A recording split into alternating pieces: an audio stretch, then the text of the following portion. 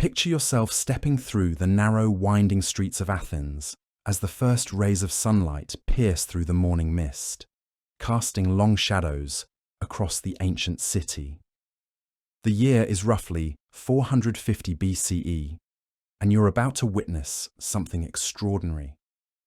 Not the grand battles that fill our history books, not the dramatic speeches of famous politicians, but something far more intimate and revealing. You're about to experience a complete day in the life of ordinary Athenian citizens, from the moment they open their eyes at dawn until they drift off to sleep under the Mediterranean stars. This isn't a story of gods and heroes. This is the story of real people living real lives in one of history's most fascinating civilizations. And what you're about to discover will completely change how you think about daily life in the ancient world. Because while we often imagine the past as primitive or uncomfortable, the truth is far more nuanced and surprisingly sophisticated. Before we begin this journey, take a moment to settle in, because we're about to spend an entire day walking in the sandals of ancient Athenians. We'll explore their homes, share their meals, observe their work, and witness their most private moments. By the end of this exploration, you'll understand not just how these people lived, but why their daily routines shaped the very foundations of Western civilization. The rooster's crow echoes across the hillsides surrounding Athens as the city slowly awakens from its slumber. In households throughout the city, from the modest dwellings near the agora to the more substantial homes on the slopes of the Acropolis, families begin their daily rituals with the rising sun.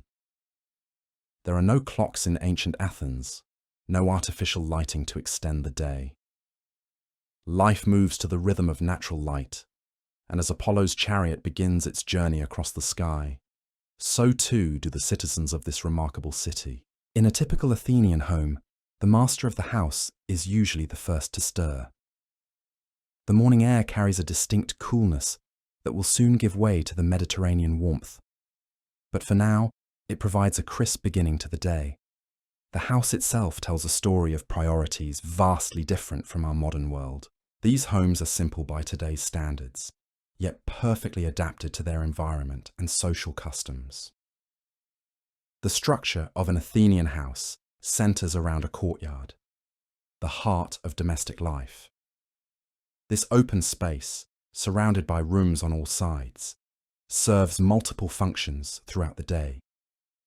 It provides natural light to the interior spaces, offers ventilation in the warm climate, and creates a private outdoor area where family activities can unfold away from the public eye.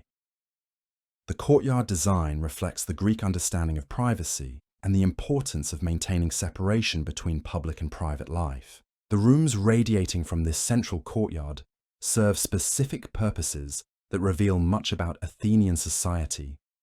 The andron, or men's room, occupies a position of prominence within the house. This space, often the most elaborately decorated in the home, serves as the center of male social life.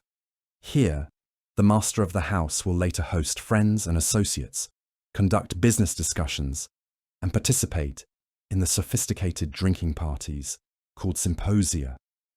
The walls of the andron might display painted decorations or house the family's most prized possessions, serving as a display of the household's status and refinement. At the opposite end of the social spectrum within the house lies the gynoeceum, the women's quarters. These rooms, often located at the rear of the house or on an upper floor, represent the domain where women spend the majority of their time. The physical separation of these spaces reflects the deeply gendered nature of Athenian society, where men and women lead largely separate daily lives within the same household structure. As the household awakens, the differences in morning routines immediately become apparent. The master of the house begins his day with a simple washing ritual. Water, carried in clay vessels by household slaves or family members, is used for basic cleansing. Hot water represents a luxury available only to the wealthiest families, so most Athenians begin their day with cold water, a practice that serves both practical and symbolic purposes. The act of washing marks the transition from sleep to wakefulness, from private rest to public engagement. The clothing worn by Athenian men reflects both practicality and social status. The basic garment is the chiton, a simple tunic that can be adjusted for different activities and weather conditions. Made from linen or wool, depending on the season and the wearer's wealth, the chiton represents the Greek ideal of functional elegance. Over this, a himation, or cloak, provides additional warmth and serves as a marker of citizenship and respectability. The way a man drapes his himation, the quality of the fabric, and the cleanliness of his garments all communicate information about his social position and character. Footwear varies according to the day's planned activities. Simple sandals suffice for most occasions, offering protection while allowing the feet to remain cool in the warm climate. For those planning to venture into rougher terrain or engage in more strenuous activities, leather boots provide additional protection. The choice of footwear reflects the practical concerns of daily life in a city where most transportation occurs on foot. Personal grooming occupies an important place in the morning routine of Athenian men. Beards are carefully maintained, as facial hair represents masculinity and wisdom in Greek culture. The beard is trimmed and shaped with bronze razors and small scissors, tools that require skill and patience to use effectively. Hair is washed with a mixture of water and olive oil, then styled according to current fashion and personal preference. The time and attention devoted to personal appearance reflects the importance of public presentation in Athenian society, where a man's reputation and opportunities depend largely on how others perceive him. While the men of the household prepare for their day in the public sphere, the women begin their own morning routines in the privacy of the gyneceum. The mistress of the house typically awakens shortly after her husband, but her preparations serve different purposes and follow different patterns. Her clothing, while similar in basic construction to men's garments, reflects the more restricted nature of women's lives and their primary association with domestic activities. The women's chiton tends to be longer and more modest than men's versions, often reaching to the ankles and featuring sleeves or additional fabric for coverage. The peplos, another common garment for women, consists of a rectangular piece of fabric, draped and pinned to create an elegant and practical dress. The colours and patterns of women's clothing often reflect the household's prosperity, as wealthy families can afford fabrics dyed with expensive pigments imported from distant lands. Women's morning grooming rituals focus heavily on hair care and arrangement. Hair is washed with olive oil and water, then styled in elaborate arrangements that can take considerable time to complete. Married women typically cover their hair when appearing in public, using veils or other head coverings that signify their marital status and respectability. The complexity of these hairstyles often requires assistance from female slaves or daughters, creating opportunities for social interaction and the transmission of cultural knowledge within the household's female community. The morning meal, known as akratisma, represents the day's first shared activity, though even this simple ritual reflects the social hierarchies that structure Athenian life. This breakfast consists primarily of barley bread dipped in wine, a combination that serves both nutritional and practical purposes. The bread provides essential carbohydrates needed for the day's physical activities, while the wine serves as a safer alternative to water, which may be contaminated in urban areas. The bread itself tells a story of agricultural practices and social stratification. Most Athenian families consume bread made from barley, a grain well suited to the Greek climate and soil conditions. Barley bread has a coarser texture and darker colour than wheat bread, but it provides substantial nutrition and can be produced more reliably than wheat. Wheat bread, known as artos, represents a luxury item consumed primarily by the wealthy and reserved for special occasions. The laws of Solon actually regulated the consumption of wheat bread, ensuring that this expensive grain remained available to all citizens during religious festivals and public celebrations. The wine consumed at breakfast bears little resemblance to the potent beverages served at evening symposia. This morning, wine is often diluted with water and may be mixed with honey or other flavourings to create a mild, nourishing drink. The practice of mixing wine with water reflects Greek beliefs about moderation and civilized behaviour. Pure wine is considered barbaric, suitable only for non-Greeks who lack proper understanding of refined living. Accompanying the bread and wine, families may enjoy olives, figs, or other fruits when available. These additions provide variety and additional nutrients, particularly important for households where meat remains a luxury reserved for special occasions. The olives in particular represent one of Greece's most important agricultural products, serving multiple purposes throughout the day as food, oil for cooking and lighting, and a valuable trade commodity. The consumption of akritisma follows patterns that reinforce household hierarchies. In larger homes, men may eat separately from women and children, reflecting the gender segregation that characterizes much of Athenian social life. In smaller households where space limitations make separate dining impractical, men typically eat first, followed by women and children. This ordering reflects not just social customs, but practical considerations about the day's schedule, as men often need to leave the house earlier to attend to business or civic responsibilities. The presence of slaves fundamentally alters the morning routine in households wealthy enough to afford them. Archaeological evidence suggests that even middle-class Athenian families typically owned 3 or 4 slaves, making household slavery a common rather than exceptional feature of daily life. These slaves, often captured in wars or purchased from traders, become integral members of the household economy, though they remain property under Greek law. Female slaves typically handle much of the breakfast preparation, freeing citizen women to focus on other aspects of household management. They fetch water from public fountains or wells, prepare the bread and wine mixture, and ensure that the family's morning meal meets expectations. Male slaves may assist with more specialized tasks, such as tending to animals kept within the household compound, or preparing tools and materials needed for the day's work activities. The relationship between slaves and their owners in Athenian households often develops personal dimensions that complicate the harsh realities of bondage. Household slaves frequently remain with the same family for years, or even decades, developing intimate knowledge of family preferences, routines, and relationships. Some slaves achieve positions of significant responsibility within the household, managing finances, overseeing other slaves, or handling business transactions on behalf of their owners. Children's morning experiences vary significantly based on their gender and social position. Young boys, destined for eventual participation in Athenian civic life, begin learning the routines and expectations that will shape their adult roles. They observe their father's morning preparations, gradually absorbing lessons about proper behavior, social relationships, and personal presentation. The morning meal provides opportunities for informal education, as fathers may share stories, discuss current events, or explain family traditions while breaking their fast. Young girls, by contrast, remain primarily in the company of their mothers and female household members.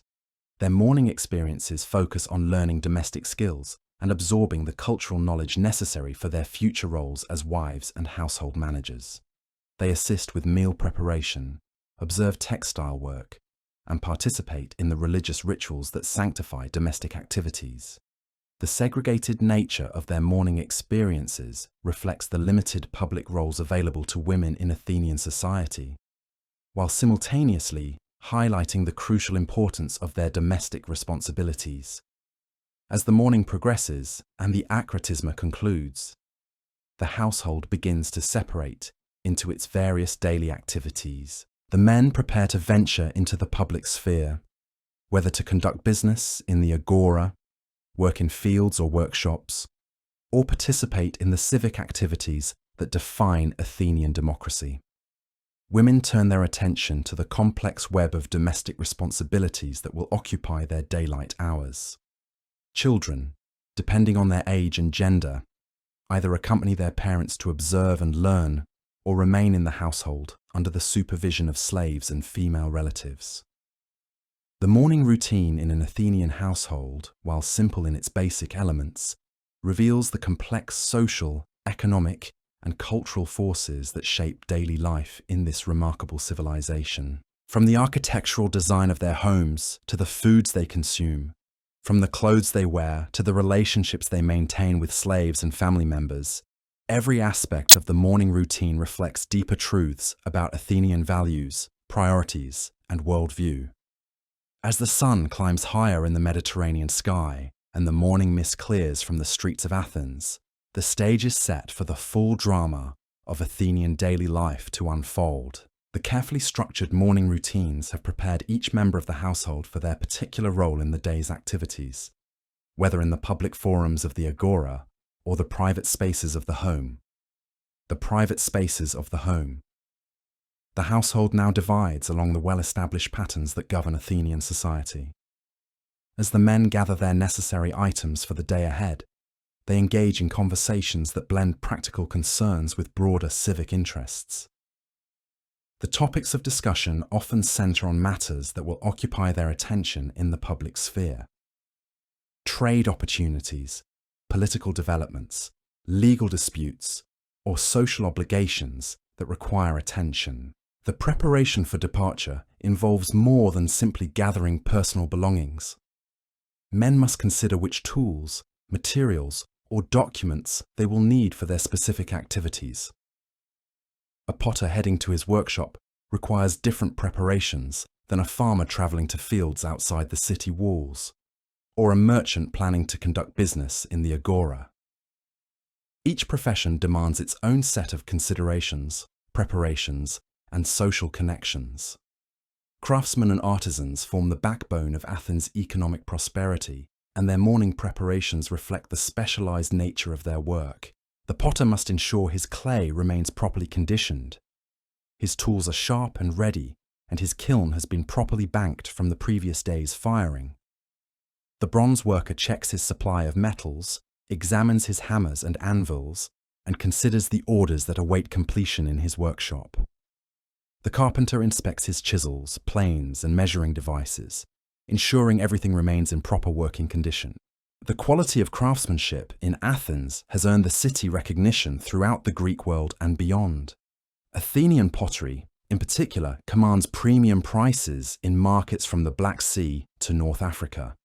The distinctive red and black figure techniques developed by Athenian potters represent innovations that combine artistic excellence with technical mastery. These craftsmen serve not merely local needs, but contribute to Athens' broader economic influence through trade networks that span the Mediterranean. Agricultural workers face different, but equally important, morning considerations. Those who tend olive groves must assess weather conditions, soil moisture, and the seasonal requirements of their trees. Olive cultivation demands year-round attention, from pruning and fertilizing to harvesting and processing. The olive oil produced serves multiple essential functions: cooking, lighting, cleaning, and trade. A successful olive harvest can determine a family's prosperity for an entire year. Grain farmers must consider the seasonal cycle of planting, tending, and harvesting that governs their work. Barley, the staple grain of the Athenian diet, requires careful timing and attention to weather patterns. The farmer must balance the needs of his crops with other obligations, including military service, when the city calls upon its citizens to defend Athenian interests, or participate in campaigns against rival city-states. Merchants and traders engage in perhaps the most complex morning preparations, as their success depends on accurate information about market conditions, weather patterns, and political developments that might affect trade routes. A merchant planning to transport goods by sea must consider wind patterns, seasonal weather changes, and the political stability of destination ports.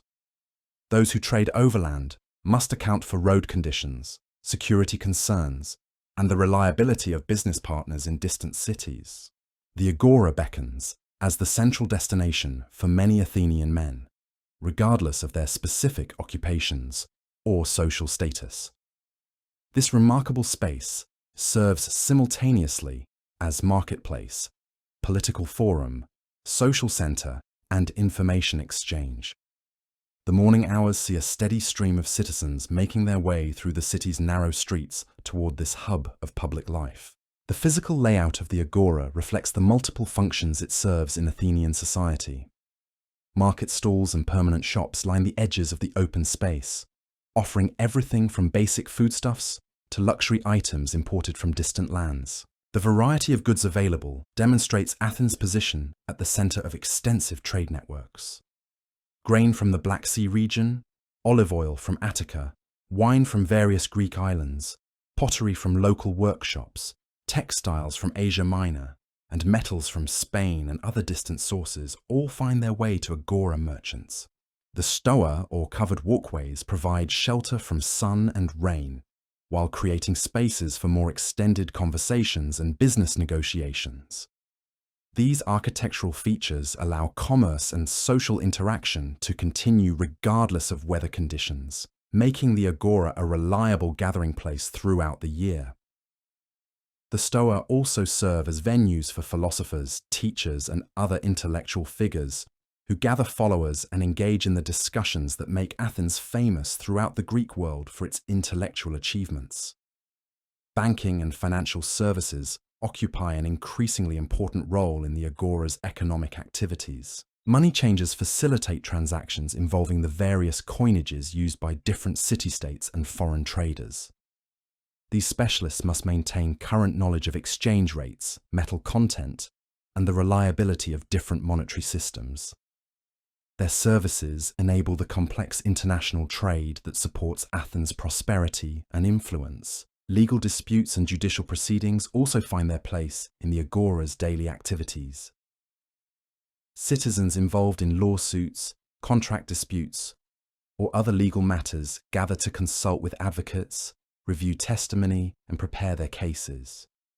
The Athenian legal system requires active participation from citizens, as there are no professional lawyers or judges in the modern sense. Instead, citizens must represent themselves before juries of their peers, making legal preparation a crucial skill for successful participation in Athenian society. Political discussions and civic engagement represent perhaps the most distinctive feature of morning activities in the agora. Unlike other Greek city-states where political power remains concentrated in the hands of a few wealthy families or military leaders, Athens has developed a system that requires broader citizen participation. The morning hours often see informal political conversations that help shape opinion before formal assemblies convene. Citizens share information about proposed legislation, debate the merits of different policies, and build the coalitions necessary for effective political action. These discussions extend beyond immediate Athenian concerns to encompass relationships with other city-states, trade policies, military preparations, and the countless other matters that require collective decision-making in a democratic system. The accessibility of the agora to citizens from throughout Attica enables this democratic participation. Men from rural demes can travel to the city centre, participate in political discussions and formal assemblies, and return to their homes the same day. This geographic convenience proves essential to the functioning of Athenian democracy, as it allows citizens from diverse backgrounds and locations to engage directly in political processes. Religious observances weave through all aspects of morning activities in the agora. Small shrines and altars scattered throughout the space provide opportunities for prayers, offerings, and other ritual activities. Citizens routinely invoke divine protection for their business ventures, seek guidance for important decisions, and express gratitude for past successes. These religious practices demonstrate the integration of spiritual concerns with practical daily activities that characterizes Athenian life. The herms, square pillars topped with the head of the god Hermes and featuring male genitalia, serve both religious and practical functions throughout the city and particularly in the agora. These markers provide divine protection for travelers and merchants while serving as meeting points and landmarks for navigation. The presence of these religious monuments reminds all who pass of the divine forces that Athens citizens believe influence human affairs. Meanwhile, within the domestic sphere, women begin the complex array of activities that will occupy their daylight hours. The gynoeceum becomes a center of intense activity as the mistress of the house organizes the day's work and assigns specific tasks to household members and slaves. The management of an Athenian household requires considerable skill, knowledge, and organizational ability, as women must coordinate multiple simultaneous activities while maintaining the standards expected of their social position. Textile production dominates much of women's daily work, but this activity encompasses far more than simple cloth making. The process begins with the preparation of raw materials, whether wool from sheep, linen from flax, or other fibers obtained through trade or local production. Each type of fiber requires different handling techniques, tools, and processing methods. Wool preparation involves cleaning, combing, and spinning the raw fleece into thread suitable for weaving. This process requires considerable skill and experience, as the quality of the final textile depends heavily on the preparation of the raw materials.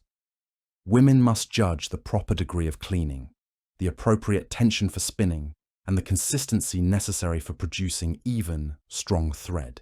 The spinning process itself occupies countless hours of women's time throughout the year. Using spindles and distaffs, women transform prepared fibers into the thread that will become clothing, bedding, and other textile goods.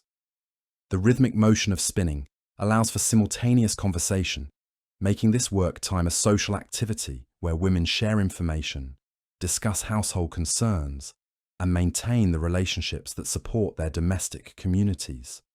Weaving represents the culmination of textile production and requires the most advanced skills and equipment. The vertical looms used in Athenian households demand considerable space and represent significant investments in both materials and time. Setting up a loom for a new project requires careful planning, precise measurements, and often the assistance of other household members. The patterns and designs woven into textiles serve both decorative and symbolic purposes. Geometric patterns, floral motifs, and other designs reflect regional traditions, family preferences, and the weaver's individual creativity and skill. The complexity and refinement of these patterns demonstrate the weaver's abilities and contribute to the household's reputation for producing high-quality goods. Dyeing adds another layer of complexity and expense to textile production. The colours available depend on the dyes that can be obtained through local sources or trade networks. Some colours, particularly the famous purple derived from murex shells, command enormous prices and serve as markers of exceptional wealth and status. More common dyes produce reds from madder root, blues from woad, and yellows from various plant sources. The economic significance of women's textile work extends far beyond meeting household needs. Surplus textiles can be sold or traded, providing families with additional income and contributing to the broader Athenian economy. Skilled weavers may receive commissions for special projects, including religious vestments, ceremonial garments, or luxury items for wealthy customers. Childcare and education occupy significant portions of women's daily attention, though the specific activities vary considerably based on the children's ages and gender.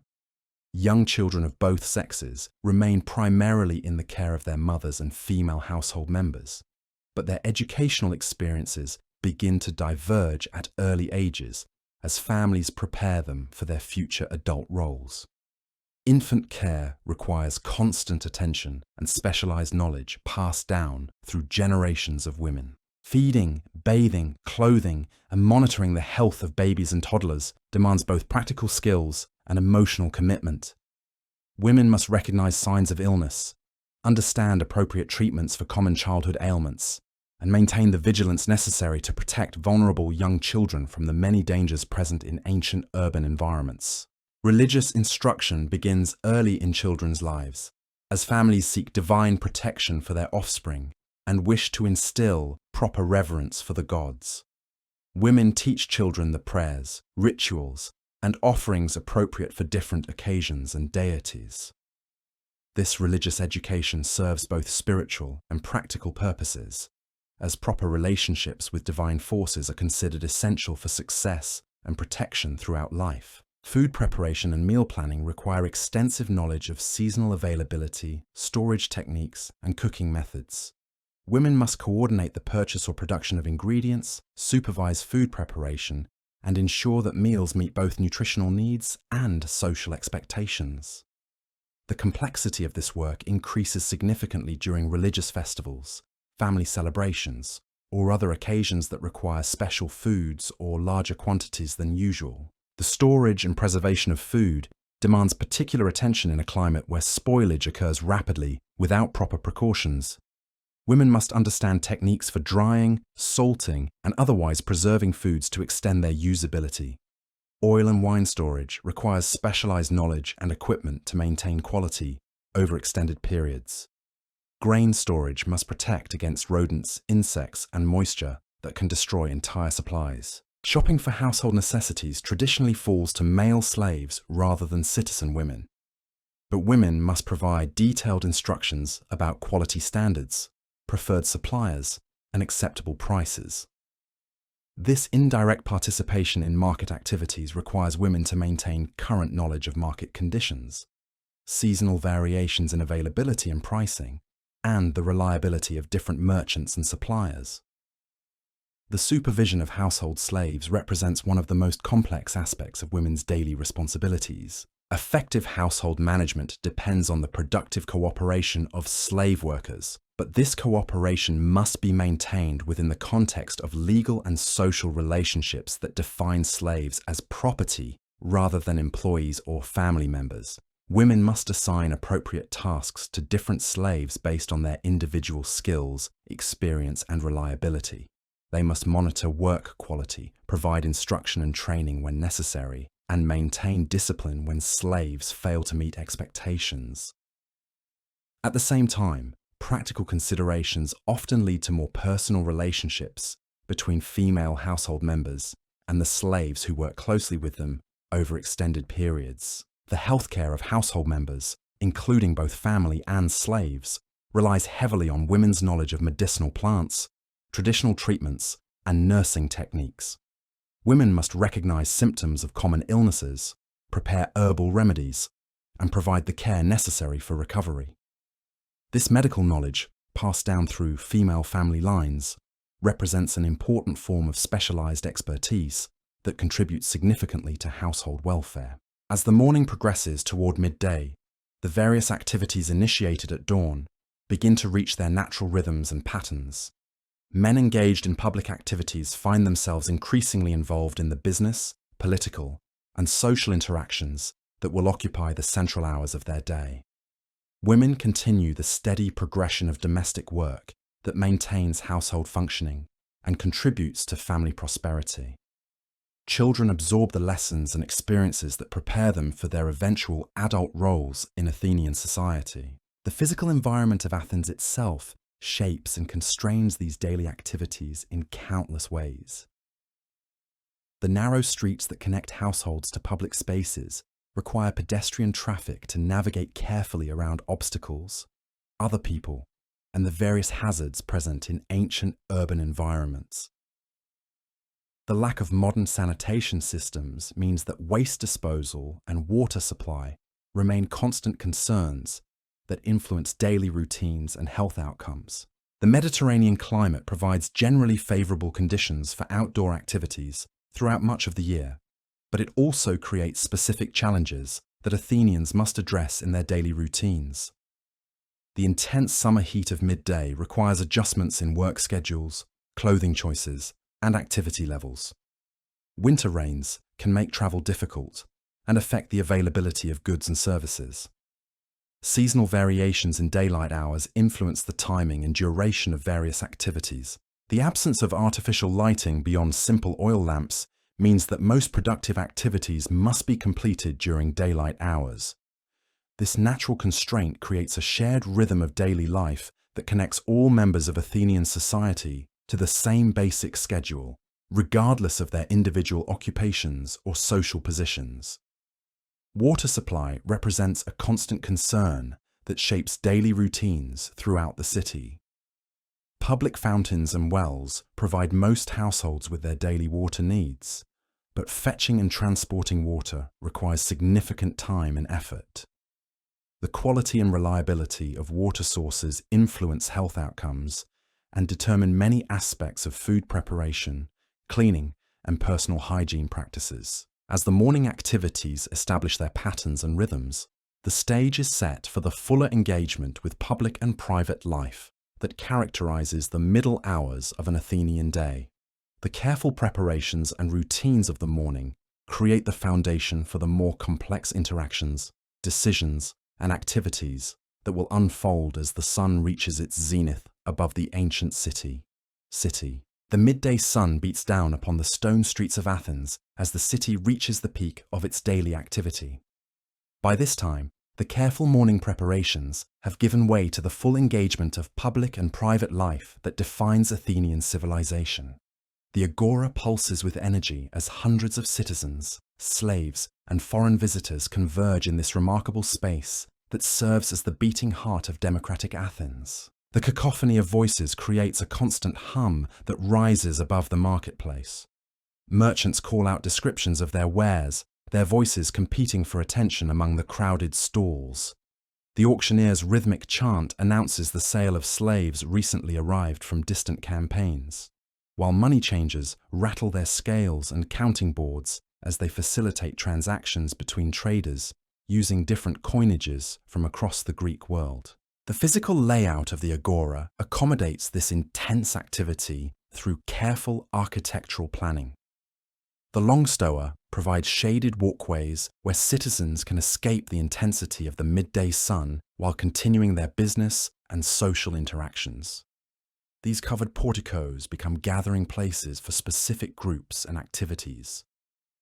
The painted stoa attracts philosophers and their students, who engage in the dialectical discussions that have made Athens famous throughout the Mediterranean for intellectual achievement.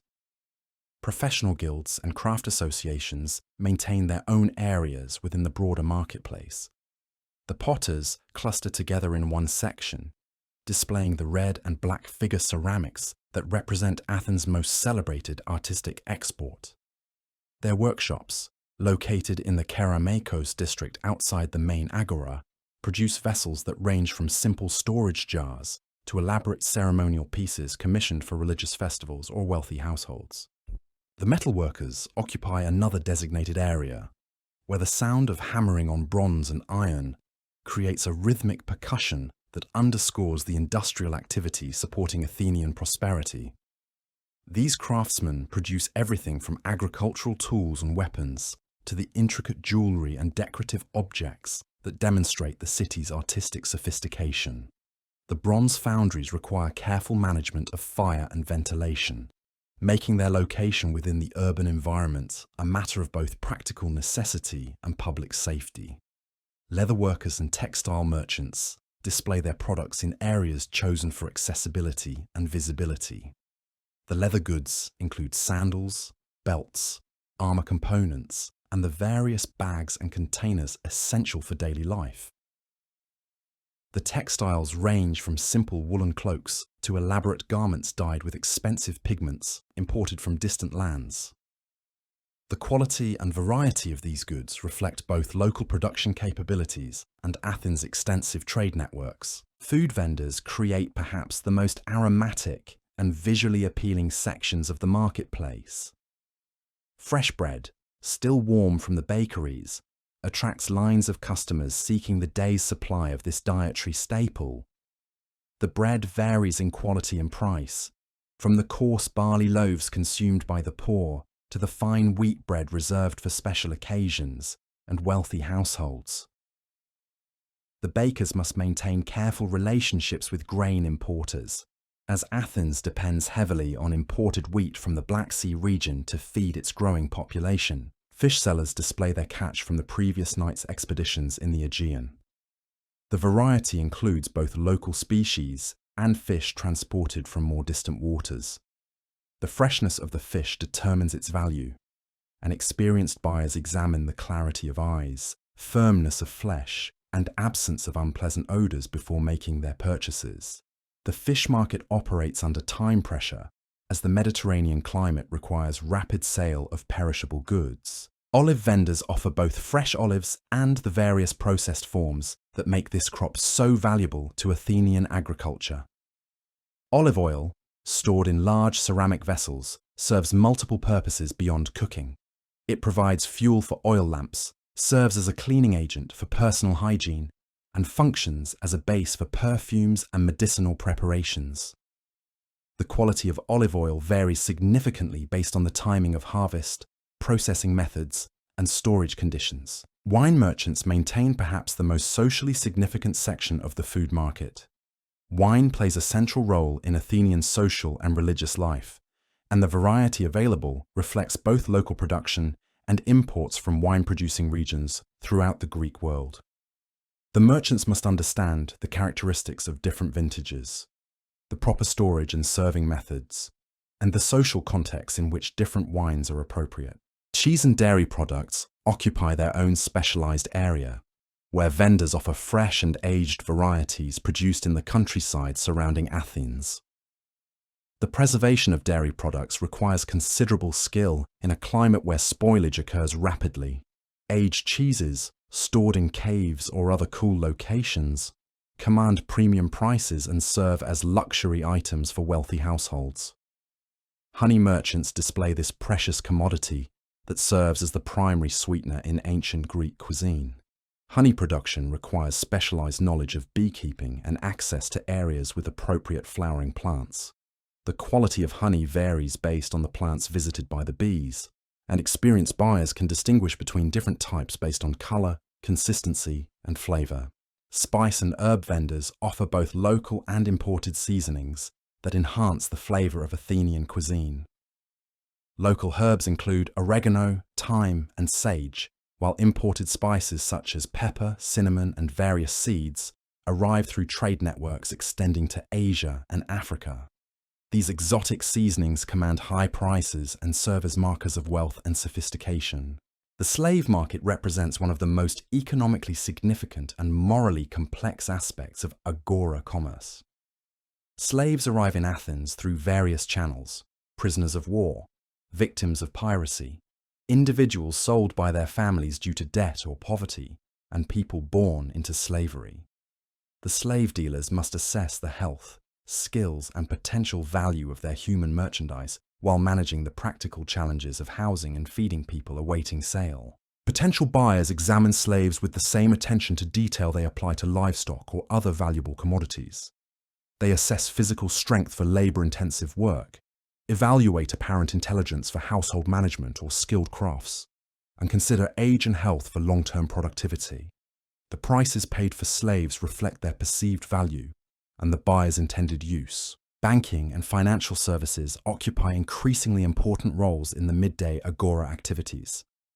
Professional money changers facilitate transactions involving the numerous different coinages used throughout the Greek world. These specialists must maintain current knowledge of metal content, weight standards, and exchange rates for dozens of different monetary systems. Their services enable the complex international trade that supports Athenian prosperity.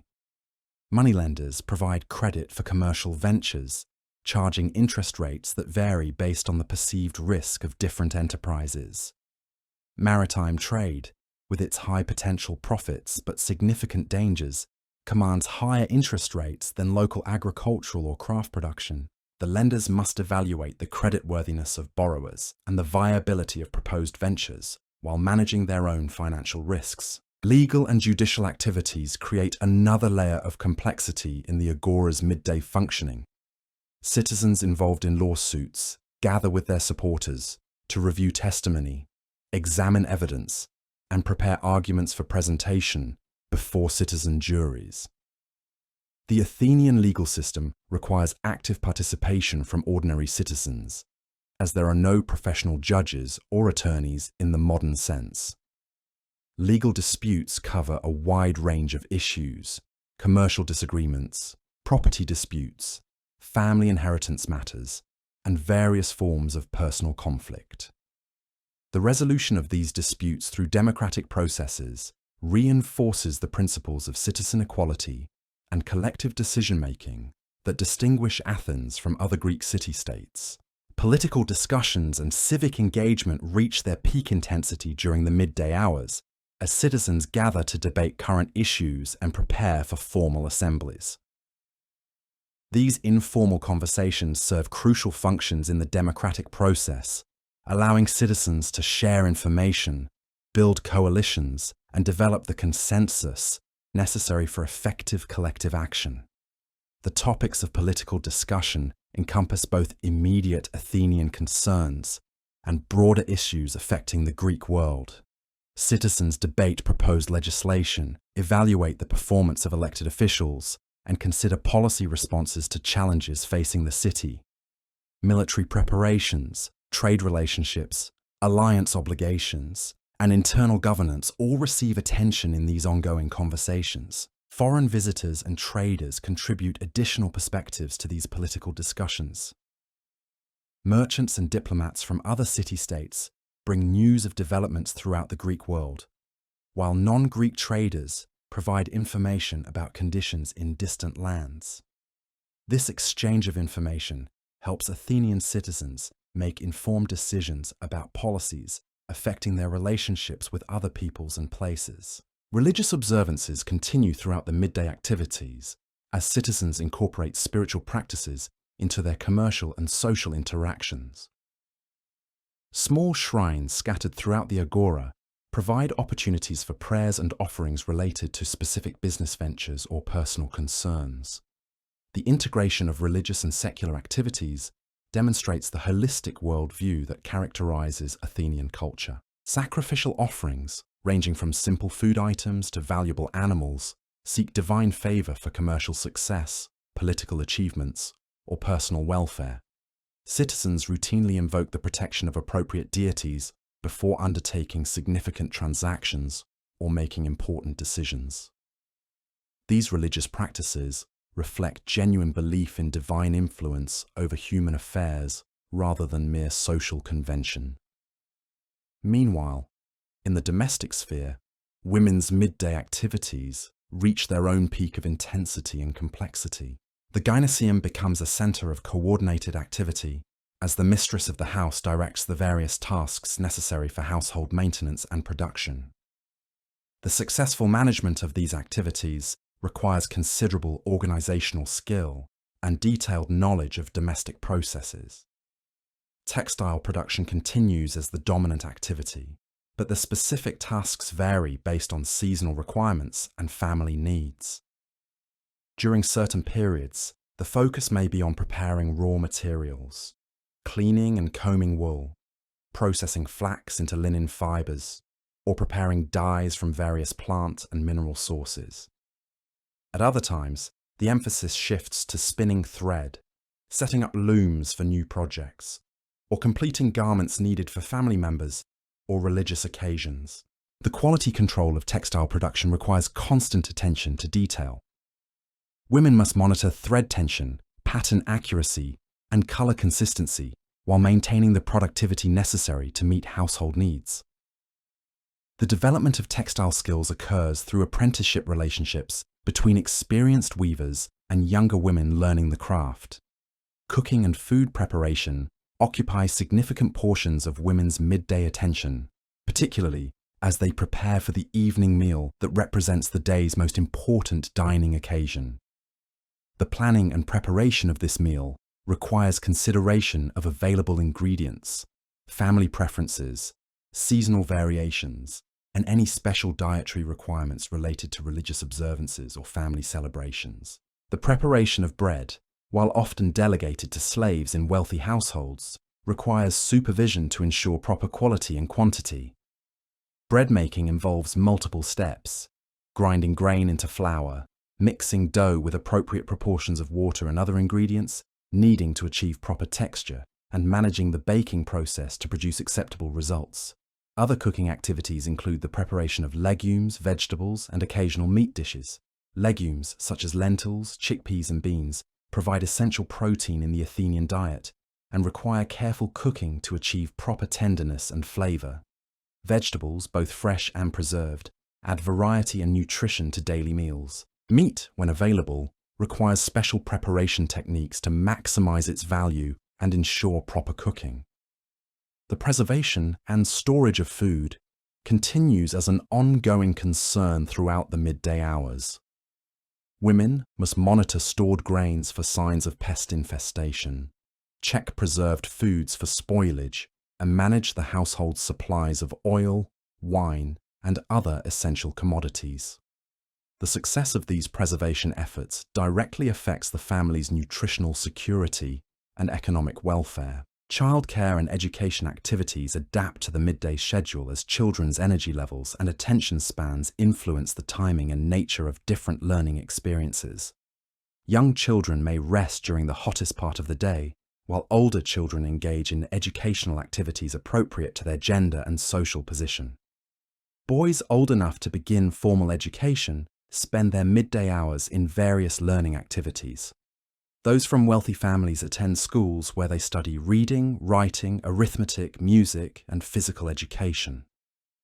The curriculum aims to prepare them for eventual participation in Athenian civic life, emphasizing the skills and knowledge necessary for democratic citizenship. Reading instruction uses texts that combine practical literacy skills with cultural education. Students learn to read poetry, particularly the works of Homer, which provide both linguistic models and moral instruction. The memorization of extensive poetic passages develops memory skills while transmitting cultural values and historical knowledge. Writing instruction begins with basic letter formation and progresses through copying exercises to original composition. Students use wax tablets for practice exercises, as the reusable surface allows for repeated practice without excessive expense. More advanced students progress to writing on papyrus, the expensive imported material reserved for permanent documents. Arithmetic instruction focuses on the practical calculations necessary for commercial and civic activities. Students learn to use counting boards and other calculating devices while developing mental computation skills. The mathematical knowledge emphasized includes the measurements, proportions, and financial calculations required for adult participation in Athenian economic life. Music education encompasses both theoretical knowledge and practical performance skills. Students learn to play the lyre and other instruments while studying the mathematical relationships underlying musical harmony. Music serves both aesthetic and educational purposes, as the Greeks believed that musical training develops character and moral sensibility. Physical education prepares boys for the military service that represents one of their primary civic obligations. The training includes running, wrestling, boxing, and other athletic activities that develop strength, coordination, and competitive spirit. These physical skills serve both military and social purposes, as athletic achievement brings honor to individuals and families. Girls' midday educational experiences focus on the domestic skills they will need as adult women managing households and raising children. They observe and gradually participate in textile production, food preparation, household management, and childcare. This practical education occurs through apprenticeship relationships with their mothers and other experienced women. Religious instruction continues as an important component of girls' education, as women play crucial roles in household religious observances and certain public religious activities. Girls learn the prayers, rituals, and offerings appropriate for different occasions, while developing the knowledge necessary for maintaining proper relationships with divine forces. The supervision of household slaves requires women to balance authority with practical cooperation, as effective household functioning depends on the productive labor of enslaved workers. Women must assign appropriate tasks based on individual capabilities while maintaining discipline and ensuring work quality. The personal relationships that develop between household members and long-term slaves create complex dynamics that influence daily interactions. Medical care and health maintenance occupy important places in women's midday responsibilities. Women must monitor the health of all household members, recognize symptoms of common illnesses, and provide appropriate treatments using traditional remedies. This medical knowledge transmitted through female family networks, represents specialized expertise essential for household welfare. The procurement and management of household supplies requires ongoing attention as women coordinate with male slaves responsible for shopping while maintaining oversight of quality and expense. Women must understand market conditions, seasonal availability, and price variations while ensuring that household needs are met within budgetary constraints. As the midday hours progress, the intensity of both public and private activities begins to reflect the approaching afternoon period, when the day's peak energy gives way to more measured activities. The agora continues to buzz with commercial and social activity, but the urgency of morning business dealings begins to moderate as citizens turn their attention toward the social and civic activities that will occupy the later portion of the day. The physical environment of Athens shapes these midday activities in numerous ways. The intense Mediterranean sun requires adjustments in scheduling, clothing, and activity levels. Citizens seek shade during the hottest periods while continuing their necessary business and social interactions. The architectural features of the agora, particularly the covered stoa, provide essential relief from the sun's intensity. The narrow streets connecting residential areas to public spaces become congested during peak activity periods, requiring careful navigation around obstacles, other pedestrians, and the various hazards present in ancient urban environments. The absence of modern sanitation systems creates ongoing challenges for waste disposal and cleanliness that influence daily routines and health outcomes.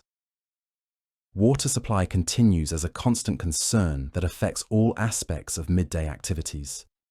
Citizens must plan their activities around the availability of water for drinking, cooking, and cleaning.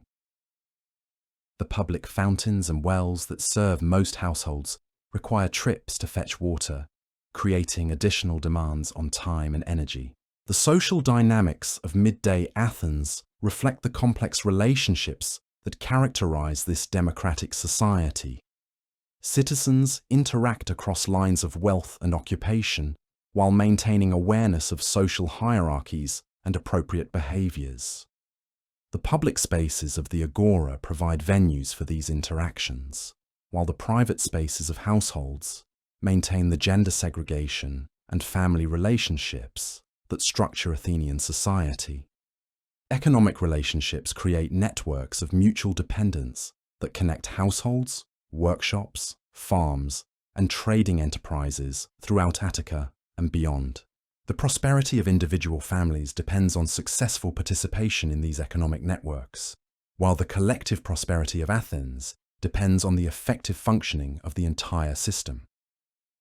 Political relationships create additional layers of connection and obligation as citizens participate in the democratic processes that distinguish Athens from other Greek city-states. The informal political discussions of midday prepare the ground for formal decision-making, while building the relationships and understandings necessary for effective collective action. Religious relationships connect all members of Athenian society to the divine forces they believe influence human affairs. The integration of religious observances with daily activities demonstrates the holistic worldview that encompasses both practical and spiritual concerns in a unified understanding of human existence. As the midday period reaches its natural conclusion, the stage is set for the afternoon activities that will continue the daily cycle of Athenian life. The commercial, political, social, and domestic activities of midday create the foundation for the more leisure-oriented pursuits that traditionally occupy the later daylight hours, when the intensity of necessary work gives way to the cultural and social activities that define Athenian civilization's distinctive character. The transition from midday to afternoon marks a subtle but significant shift in the rhythm and focus of daily life.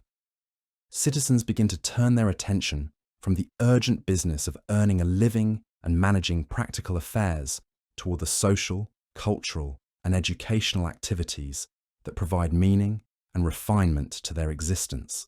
This transition reflects the Greek ideal of balance between necessary work and the pursuit of excellence in all aspects of human development.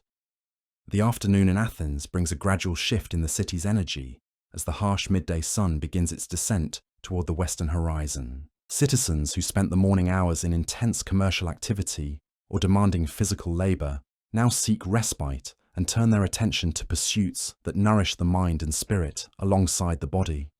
This transition reflects the Athenian understanding that a complete life requires more than mere survival or economic success.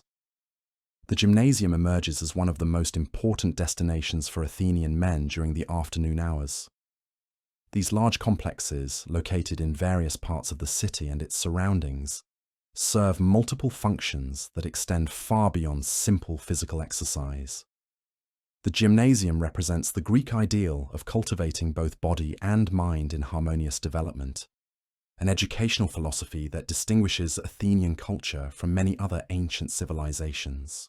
The physical layout of a typical gymnasium accommodates diverse activities through carefully planned architectural features. The central courtyard provides open space for running, wrestling, and other athletic pursuits that require room for movement. This area, surrounded by covered walkways similar to those found in the agora, allows activities to continue even during periods of intense sun or occasional rain showers. The covered areas house specific facilities designed for different types of training and education. Wrestling schools occupy designated spaces with sand floors that provide appropriate surfaces for grappling contests. The sand absorbs moisture and provides cushioning for falls, while allowing easy maintenance between training sessions. Experienced trainers oversee these activities, ensuring that participants learn proper techniques while avoiding unnecessary injuries. Running tracks, carefully measured and maintained, provide venues for developing the speed and endurance essential for military service and athletic competition. These tracks accommodate both sprint training and longer distance running, allowing athletes to develop different aspects of physical fitness according to their individual needs and interests. Equipment storage areas house the various implements used in athletic training. Discussers of different weights and materials, javelins for throwing practice, and jumping weights used in the long jump represent some of the specialized tools that enable systematic development of athletic skills. The maintenance and proper use of this equipment requires knowledge and experience that trainers pass on to their students. Bathing facilities represent one of the most appreciated features of the gymnasium complex. After intense physical activity in the Mediterranean climate, the opportunity to cleanse and refresh the body becomes essential for both hygiene and comfort.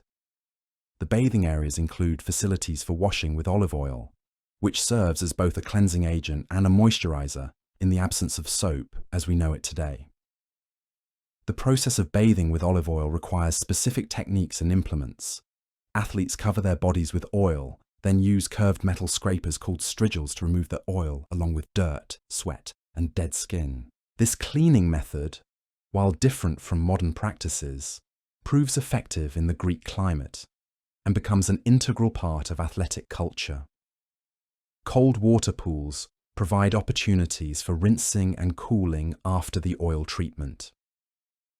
The contrast between the warm oil massage and cold water immersion stimulates circulation and provides refreshing relief from physical exertion and heat.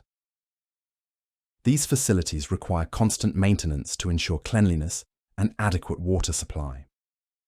Educational activities occupy equally important places within the gymnasium environment. Lecture halls and discussion areas host philosophers, mathematicians, and other teachers who offer instruction to young men preparing for full citizenship. These educational opportunities reflect the Greek belief that physical training must be balanced with intellectual development to produce complete human beings. Philosophy discussions attract both formal students and casual participants who gather to engage with fundamental questions about ethics, politics, natural science, and human nature. The teachers who conduct these sessions often develop distinctive approaches and attract devoted followings. The informal atmosphere of the gymnasium encourages questions and debate that might be more difficult in formal academic settings. Mathematical instruction covers both theoretical concepts and practical applications relevant to various aspects of Athenian life. Geometry, arithmetic, and basic principles of proportion receive attention as students develop the quantitative reasoning skills necessary for architecture, engineering, commerce, and military planning. Rhetoric training prepares young men for the public speaking demands of democratic participation. Students practice composing and delivering speeches on various topics while learning the techniques of persuasion essential for effective political and legal advocacy. These skills prove crucial for success in Athenian public life, where citizens must represent themselves in courts and assemblies.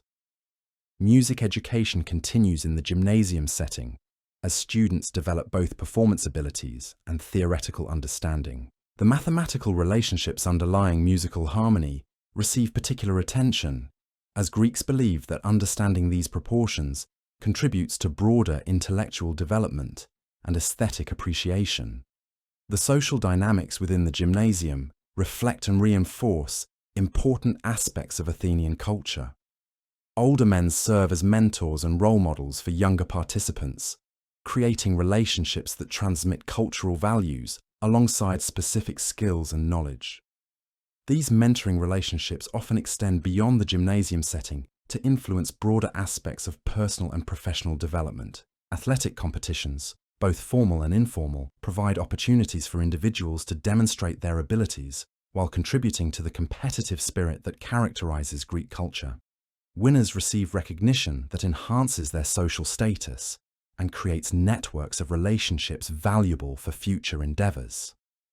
The integration of physical, intellectual, and social activities within the gymnasium environment exemplifies the Greek approach to education and human development.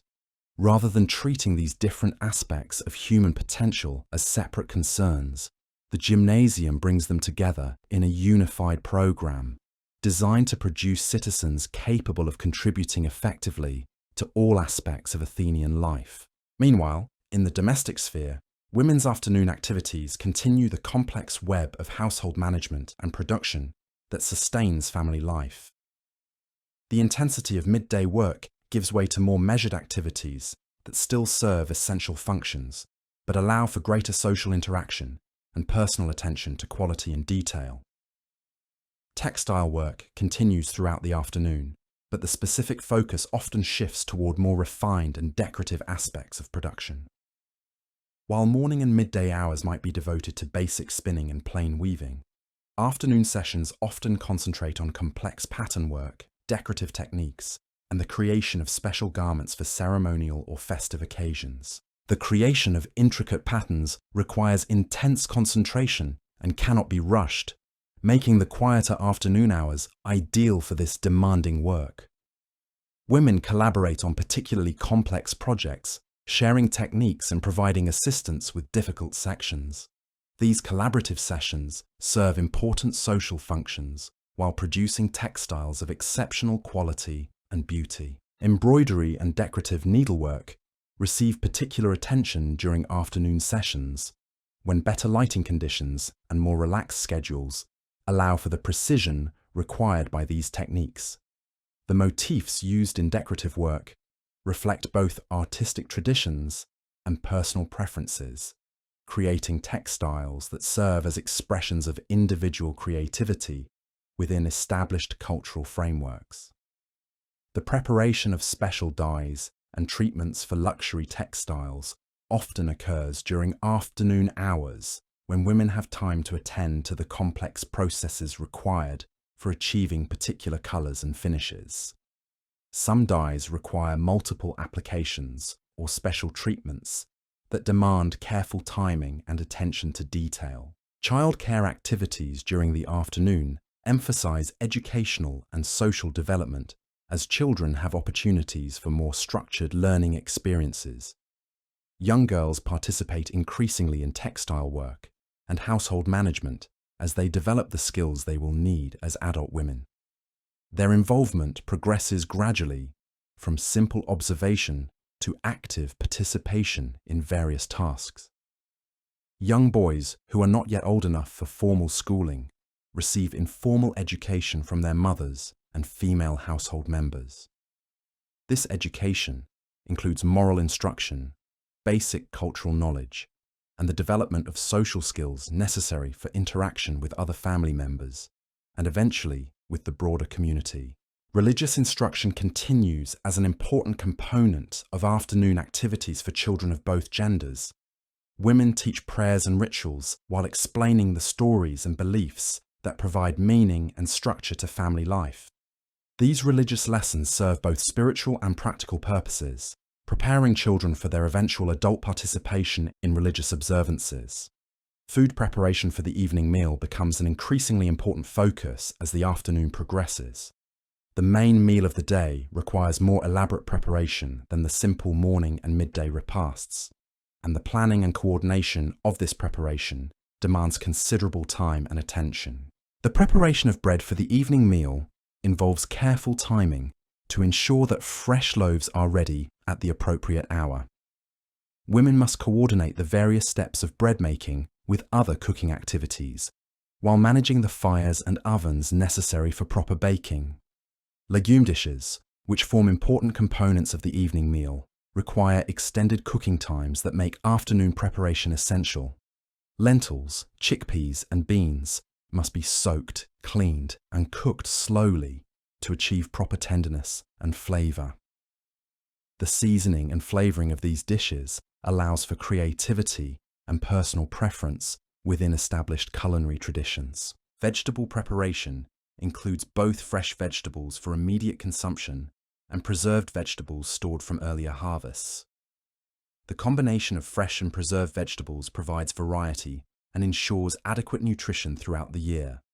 Women must understand proper preparation techniques for different types of vegetables to maximize both flavor and nutritional value. The occasional preparation of meat dishes requires special attention to procurement, storage, and cooking methods. Meat remains expensive and is typically reserved for special occasions or consumed by wealthy families. When meat is available, its preparation becomes an event that involves careful attention to cooking techniques and presentation. Olive oil preparation and storage continues as an ongoing concern throughout the afternoon. This essential commodity serves multiple purposes and requires proper handling to maintain quality. Women must understand the different grades of olive oil and their appropriate uses for cooking, lighting, and personal care. Wine management involves both the storage of family supplies and the preparation of wine for the evening meal. Different types of wine serve different purposes, and women must understand proper serving methods, appropriate dilution ratios, and suitable combinations with different foods. Household cleaning and maintenance activities occupy portions of the afternoon as women ensure that living spaces remain properly maintained. The cleaning of floors, furniture, and household implements requires regular attention to prevent deterioration and maintain sanitary conditions. Clothing care and maintenance demands ongoing attention, as garments require regular cleaning, mending, and storage. The investment represented by clothing makes proper care essential for economic as well as aesthetic reasons. Women must understand appropriate cleaning methods for different fabrics and proper storage techniques to prevent damage from insects, moisture, or other hazards. The management of household supplies requires constant monitoring to ensure adequate stocks of essential items while preventing waste through spoilage or deterioration. Women must track consumption patterns, monitor storage conditions, and coordinate with procurement activities to maintain household functioning. Personal grooming and hygiene activities receive particular attention during afternoon hours, when women have time for the detailed care of hair, skin, and clothing that maintains their personal appearance and social standing. These activities serve both practical and social functions, as personal appearance reflects on the entire household's status and respectability. Hair care involves washing, styling, and maintaining the elaborate arrangements expected of respectable women. The time required for proper hair care makes afternoon sessions practical, as morning hours must be devoted to more urgent household responsibilities.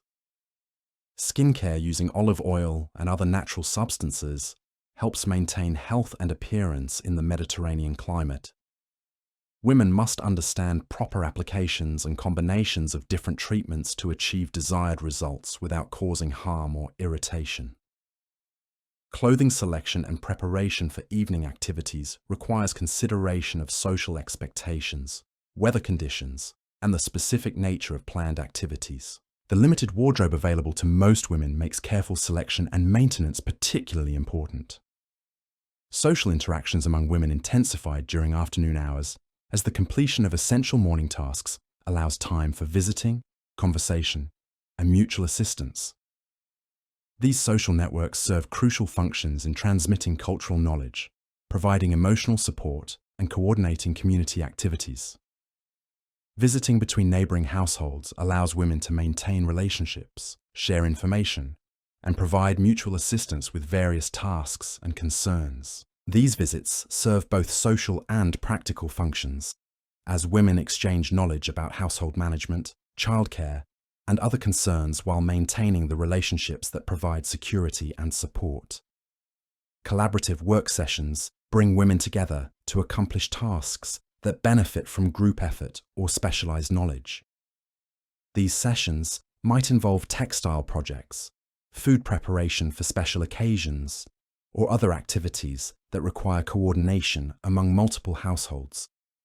Religious observances continue throughout the afternoon as women maintain household shrines and participate in the daily rituals that seek divine protection and favor for their families. These activities reflect genuine spiritual concerns while serving to maintain cultural traditions and community connections. Educational exchanges among women ensure the transmission of specialized knowledge related to household management, childcare, medical treatment, and other essential skills. Experienced women share their knowledge with younger family members and neighbors, creating informal networks of education and support. Market activities during the afternoon hours often involve women's indirect participation through detailed instructions to male slaves responsible for shopping. Women must understand current market conditions, seasonal variations in availability and pricing, and quality standards for different products to ensure effective procurement of household necessities. The evaluation of potential purchases requires women to consider factors such as price, quality, seasonal appropriateness, and storage requirements. This decision-making process demands considerable knowledge and experience to achieve satisfactory results within budgetary constraints. Vendor relationships must be maintained through the intermediary of shopping slaves, requiring clear communication of preferences and standards. Women must ensure that their representatives understand quality requirements and acceptable price ranges, while maintaining positive relationships with reliable suppliers. Financial management becomes increasingly important as women track household expenses and coordinate spending decisions with overall family budgets. While men typically control major financial decisions, women's management of daily expenditures significantly affects family financial well-being. Storage and inventory management requires ongoing attention as women monitor supplies of food, textiles, and other essential items. Proper storage techniques prevent waste while ensuring adequate supplies for family needs. Women must understand seasonal patterns of availability and consumption to plan purchases and storage effectively. Quality control activities ensure that stored items remain usable and that purchased goods meet family standards. Women must recognize signs of deterioration, understand proper storage conditions, and know when items should be used or disposed of to prevent waste and maintain household standards. As the afternoon progresses toward evening, the pace of activities begins to shift once again, as families prepare for the day's most important meal and the social activities that traditionally accompany the evening hours. The careful work of the afternoon creates the foundation for evening activities while maintaining the continuous cycle of household production and management. The gymnasium activities begin to wind down as participants complete their physical training and educational sessions. The social interactions that occur during these activities create networks of relationships that extend beyond the gymnasium setting to influence political, commercial, and social activities throughout Athenian society. Athletic achievements and displays of physical prowess during afternoon training sessions enhance individual reputations and create opportunities for future advancement. Excellence in athletics brings honor to individuals and families while demonstrating the discipline and dedication valued in Athenian culture. Educational progress in philosophical, mathematical, and rhetorical studies contributes to intellectual development that prepares young men for adult participation in democratic institutions and cultural activities. The knowledge and skills acquired during gymnasium sessions serve both practical and aesthetic purposes throughout adult life. Social connections formed through shared activities and mutual respect create bonds that support political alliances, business partnerships, and personal friendships.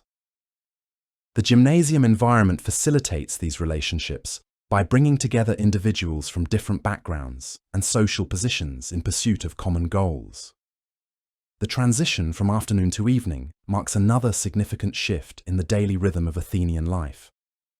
Citizens begin to turn their attention toward the domestic and social activities that provide relaxation, entertainment, and family connection after the day's work and training activities. Household preparations for the evening meal intensify as women coordinate the various cooking activities necessary to produce the day's most elaborate and important dining experience. This meal serves not only nutritional purposes, but also social and cultural functions that strengthen family bonds and maintain household traditions. Men returning from gymnasium activities, business pursuits, or other afternoon engagements bring news, experiences, and social connections that enrich family life and provide links between domestic and public spheres.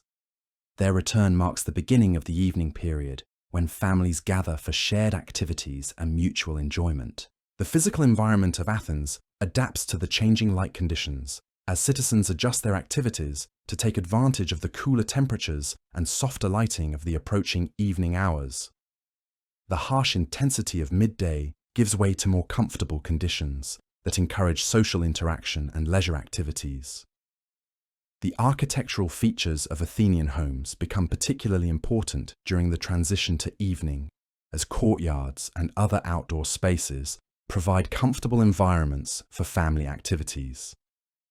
The design of these spaces reflects Greek understanding of climate, social needs, and the importance of creating pleasant environments for relaxation and social interaction. Water and lighting preparations become increasingly important as families prepare for evening activities that will extend beyond daylight hours. The management of oil lamps and other lighting sources requires planning and preparation to ensure adequate illumination for evening meals and social activities. Food aromas begin to emanate from household kitchens as the day's most important cooking activities reach their culmination. These smells create anticipation and signal to household members that the evening gathering is approaching. The coordination required to produce these meals demonstrates the organizational skills and cultural knowledge of Athenian women. Social preparations within households involve the arrangement of dining areas, the selection of appropriate serving vessels, and the organization of seating arrangements that reflect family hierarchies and social customs. These preparations serve both practical and symbolic functions in creating appropriate environments for family interaction. Personal preparations for evening activities include changes of clothing, additional grooming, and other adjustments that mark the transition from work activities to social and family time. These changes serve both practical and psychological functions in creating appropriate mindsets for different types of activities. The afternoon period in ancient Athens thus serves as a crucial bridge between the intense activities of morning and midday and the more relaxed social and family activities of evening. The gymnasium culture, household management activities, educational pursuits, and social interactions of the afternoon create the foundation for the evening hours, when Athenian families gather to share food, conversation, and the cultural activities that define their civilization's distinctive character and enduring influence. The setting sun casts long shadows across the Athenian landscape as the city prepares for the evening hours that bring families together and provide opportunities for the social and cultural activities that distinguish Athenian civilization. This transition from day to evening marks a fundamental shift in focus from individual pursuits and public activities toward domestic life and family connections. The evening meal, known as deipnon, represents the most important culinary event of the day and requires careful preparation, timing, and presentation. Unlike the simple morning akritisma or the modest midday ariston, the evening meal provides an opportunity for families to demonstrate their prosperity, cultural refinement, and social values through the quality and variety of food served. The preparation of deipnon involves coordination of multiple cooking processes that must be timed to produce a cohesive meal. Women oversee the final stages of bread baking, ensuring that fresh loaves accompany the evening dishes. The bread served at dinner often represents higher quality than that consumed during earlier meals, reflecting the greater importance placed on this dining occasion. Legume dishes, which have been cooking slowly throughout the afternoon, reach their peak flavour and tenderness during the evening hours. Lentils seasoned with herbs and olive oil provide substantial nutrition and satisfying flavours. Chickpeas prepared with garlic and various seasonings offer variety and demonstrate the cook's skill in combining different flavours. Bean dishes, enriched with olive oil and sometimes small amounts of preserved meat, create hearty and filling components of the evening meal. Vegetable preparations showcase both seasonal availability and household resources. Fresh vegetables, when available, are prepared to highlight their natural flavours, while preserved vegetables provide variety and ensure adequate nutrition throughout the year. The combination of different vegetables creates colourful and appealing presentations that enhance the dining experience. Fish, when available and affordable, represents a prized component of the evening meal. The preparation of fish requires considerable skill to achieve proper cooking while avoiding overcooking that ruins texture and flavour. And different fish species require different cooking methods, and experienced cooks understand how to adapt their techniques to achieve optimal results with available ingredients. Cheese and dairy products add richness and variety to the evening meal. Fresh cheeses provide mild flavours and creamy textures, while aged cheeses offer more intense flavours and firmer textures.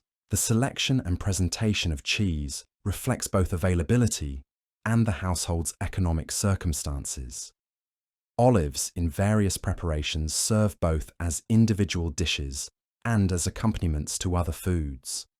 Fresh olives, preserved olives, and olive preparations flavoured with herbs or other seasonings provide variety and demonstrate the central importance of olive cultivation to Athenian agriculture and cuisine. Wine selection and preparation receive particular attention for the evening meal. Different types of wine serve different purposes, and the selection of appropriate wine demonstrates knowledge and cultural refinement. The proper dilution of wine with water reflects Greek values about moderation and civilized behavior, while ensuring that the wine enhances rather than dominates the dining experience. Honey-based preparations provide sweetness and variety to conclude the evening meal.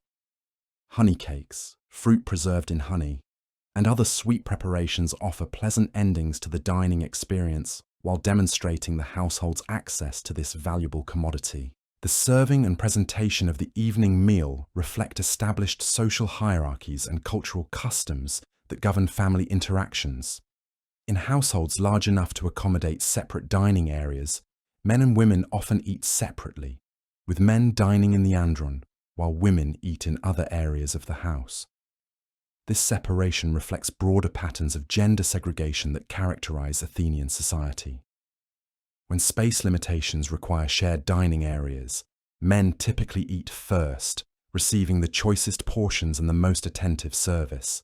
Women and children eat afterward, often consuming different foods or smaller portions than those served to adult males. This ordering reflects priorities and values that place men's needs and comfort ahead of those of other family members. The serving of food follows established protocols that demonstrate proper household management and social awareness. Different foods are presented in specific orders using appropriate serving vessels and implements. The quality and cleanliness of serving equipment reflects the household's prosperity and the woman's skill in managing domestic resources. Conversation during the evening meal provides opportunities for family members to share information about their daily activities, discuss concerns and plans, and maintain the relationships that sustain household functioning. These conversations serve educational functions as children learn about adult responsibilities and concerns while absorbing cultural values and expectations. Religious observances accompany the evening meal as families express gratitude for their food and seek divine protection and favor. These rituals, while brief, reflect the integration of spiritual concerns with daily activities that characterizes Athenian life. Offerings of small portions of food to household gods demonstrate reverence and maintain proper relationships with divine forces. The conclusion of the evening meal marks the beginning of the evening's social and cultural activities, which vary significantly based on the household's wealth, social position, and specific circumstances. Wealthy families may host elaborate symposia featuring wine, music, and intellectual discussion, while more modest households engage in simpler forms of entertainment and social interaction. In wealthy households, the symposium represents the pinnacle of male social and cultural life. These gatherings bring together friends, associates, and honored guests for evenings of drinking, conversation, and entertainment that demonstrate the host's prosperity, cultural refinement, and social connections. The physical arrangements for symposia require careful preparation of the andron, with appropriate furnishings, decorations, and serving equipment. Couches arranged around the room provide seating for participants, while allowing easy access for servants who provide food, wine, and other services throughout the evening. Wine service during symposia follows elaborate protocols that govern the mixing, serving, and consumption of wine throughout the evening. The symposiarch, chosen to oversee the evening's activities, determines the strength of wine mixtures and establishes rules for drinking that maintain appropriate levels of intoxication while preventing excessive consumption that might lead to inappropriate behavior.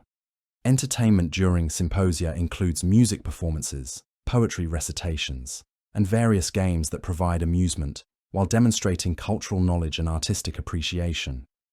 Professional entertainers may be hired for special occasions, while participants often provide their own entertainment through singing, storytelling, and other activities.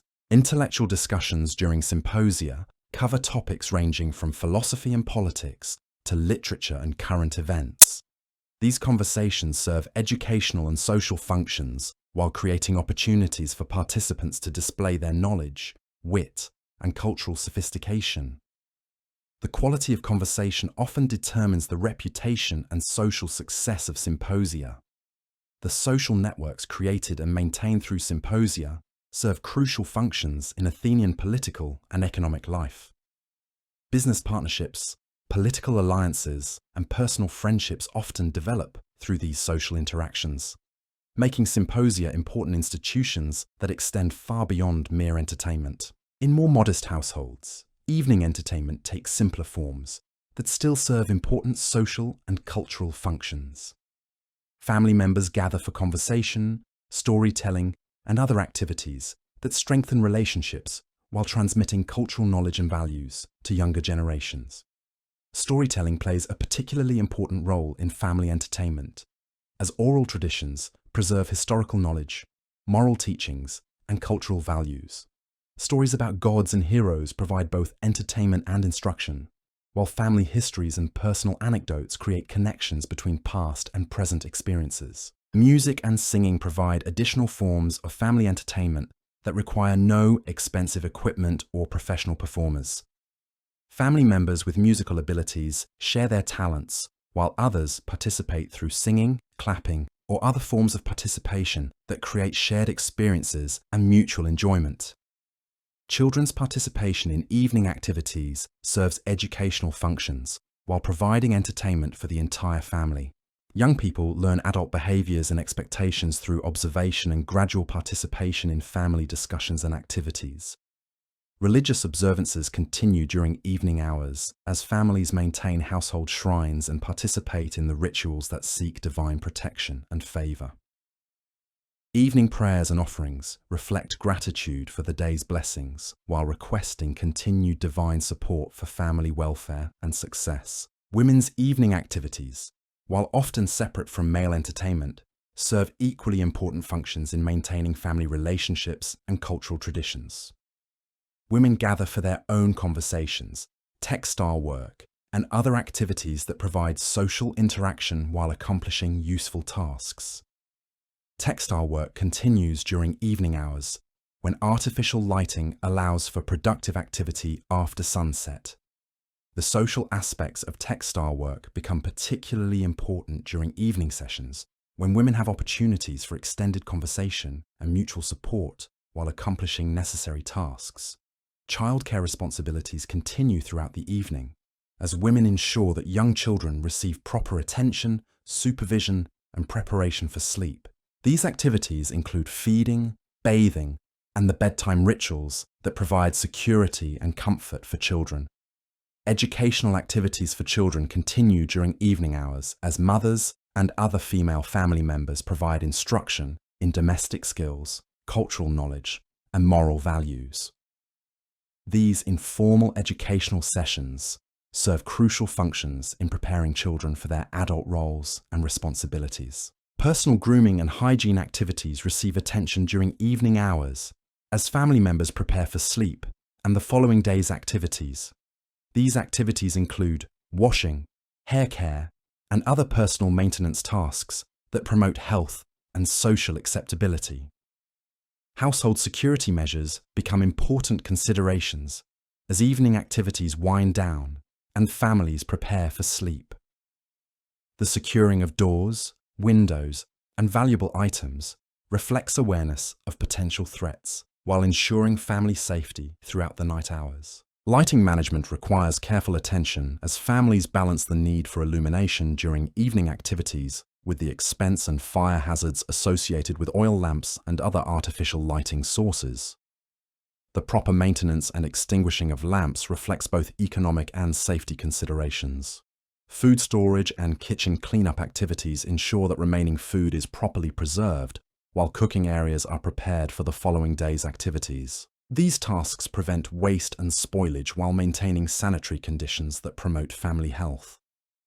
The preparation of sleeping areas involves arranging bedding, ensuring adequate ventilation, and creating comfortable environments for rest. The quality of sleeping arrangements reflects both available resources and cultural preferences regarding comfort and privacy. Personal preparations for sleep include changing into sleeping garments, final grooming activities, and the mental and emotional transition from active engagement to rest. These preparations serve both practical and psychological functions in promoting restful sleep and recovery from the day's activities. Family prayers and religious observances conclude the day's activities as household members express gratitude for the day's experiences while seeking divine protection during the vulnerable hours of sleep. These rituals provide spiritual comfort while reinforcing cultural values and family bonds. The transition from evening activities to sleep marks the conclusion of the daily cycle that will begin anew with the following dawn. The careful balance of work and leisure, public and private activities, individual and family concerns that characterizes the Athenian day reflects the sophisticated understanding of human needs and social organization that distinguishes this remarkable civilization. The gentle transition from wakefulness to sleep in an Athenian household follows patterns established by generations of tradition and practical necessity. As the oil lamps flicker lower and conversations fade to whispers, family members begin the quiet rituals that prepare them for the night's rest. The extinguishing of lamps requires careful attention to prevent accidental fires while conserving the expensive olive oil that fuels these essential light sources. Women typically oversee this process, ensuring that each lamp is properly snuffed and that wicks are trimmed for the following day's use. The gradual dimming of artificial light signals to all household members that the day's activities are drawing to their natural close. Children receive particular attention during the transition to sleep, as their comfort and security directly affect the entire household's rest. Mothers and female slaves help young children change from their day clothing into simpler sleeping garments made from softer fabrics that provide comfort during the night hours. These sleeping clothes, often made from finely woven linen, allow for easy movement while protecting against the cool night air that can penetrate even well-constructed homes. The bedtime rituals for children include final visits to household shrines, where brief prayers seek divine protection through the vulnerable hours of darkness. These prayers, taught from earliest childhood, become automatic responses that provide psychological comfort while reinforcing religious traditions. Children learn to invoke the protection of specific deities associated with sleep, dreams, and household safety.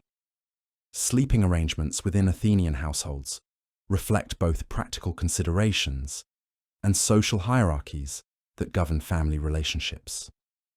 The master and mistress of the house typically occupy the most secure and comfortable sleeping quarters, often located in areas that provide both privacy and quick access to other parts of the house in case of emergency. Children's sleeping arrangements depend on their age, gender, and available space within the household. Very young children often sleep near their mothers or female caretakers who can respond quickly to nighttime needs.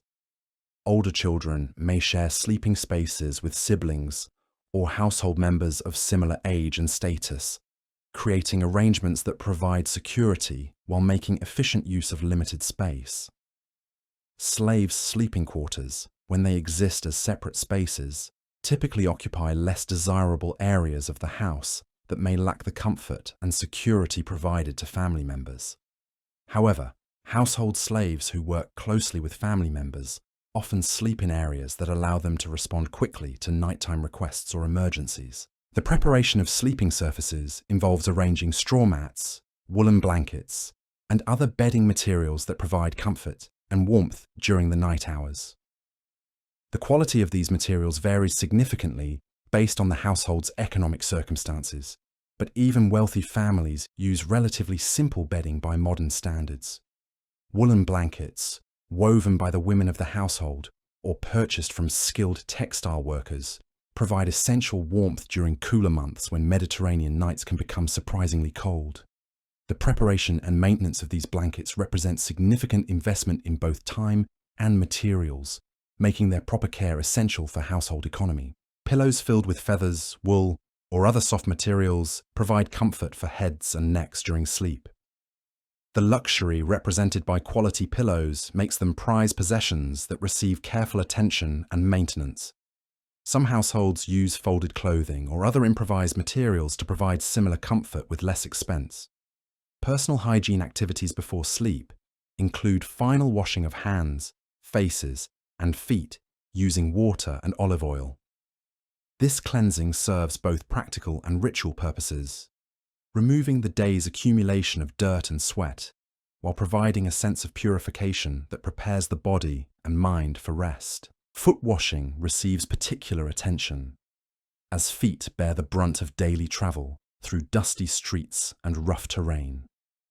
The removal of sandals and thorough cleaning of feet provides physical relief while marking the definitive end of the day's travels and activities. This ritual cleansing often involves other family members or slaves who assist with water and oil applications. Hair care before sleep includes brushing or combing to remove tangles and debris accumulated during daily activities. Women's elaborate hairstyles are carefully dismantled, and hair is arranged in simpler styles that prevent tangling during sleep, while maintaining cleanliness and order. The changing from day clothing to night garments serves both practical and psychological functions in the transition to sleep.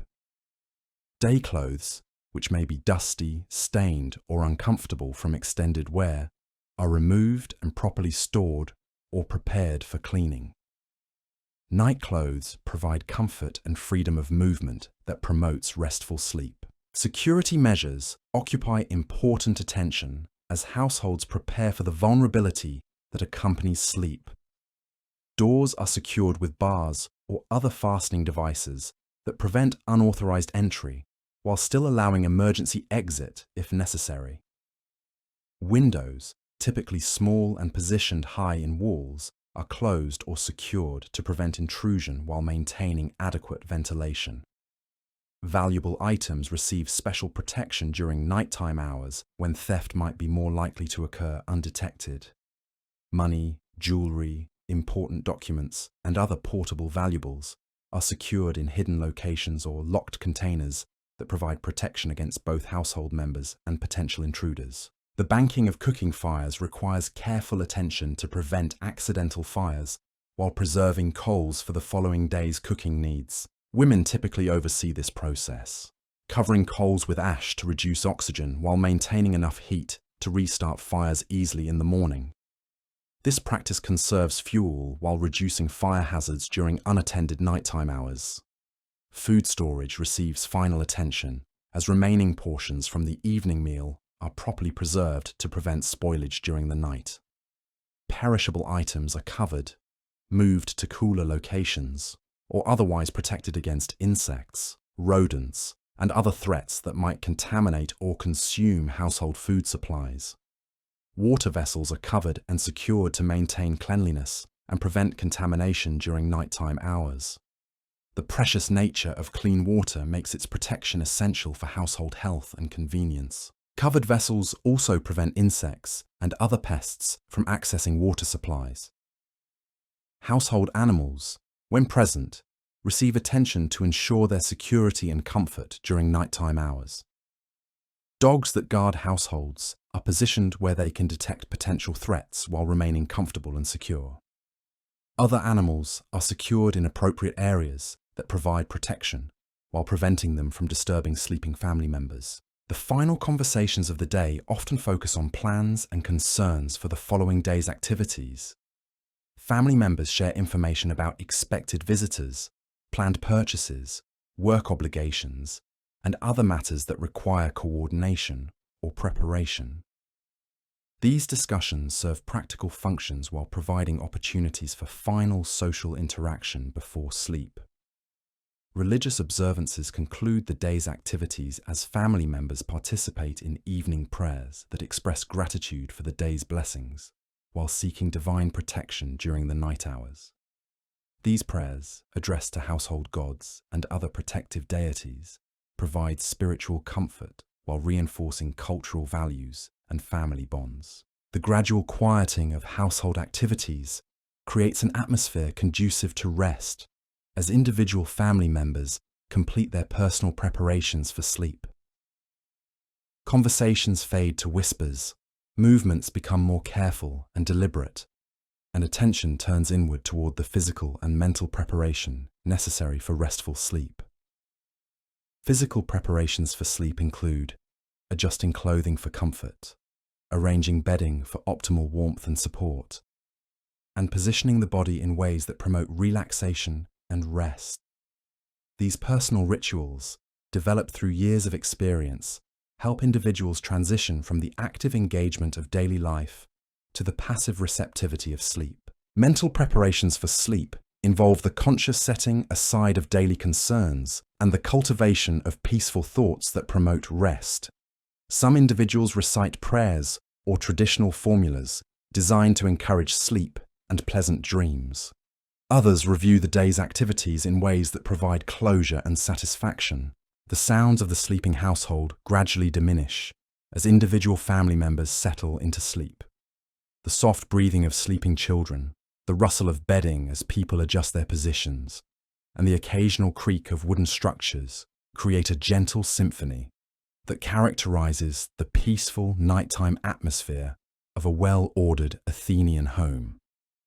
External sounds from the surrounding neighborhood also contribute to the nighttime soundscape, as other households follow similar patterns of settling into sleep. The occasional bark of a guard dog, the distant sound of late travelers, or the call of night birds creates a backdrop that connects individual households to the larger community of which they form part. The natural sounds of the Mediterranean night provide additional layers to the acoustic environment that surrounds sleeping Athenians. The whisper of wind through olive trees, the distant sound of waves against the coast, and the chirping of nocturnal insects create connections to the natural world that urban dwellers still experience despite their city environment. Temperature regulation becomes important as night air brings cooling that can be either welcome relief from daytime heat or uncomfortable chill that requires additional covering. The thermal mass of stone and mud brick construction helps moderate temperature swings, but sleeping comfort still requires attention to proper covering and ventilation. Seasonal variations significantly affect nighttime comfort and sleeping arrangements.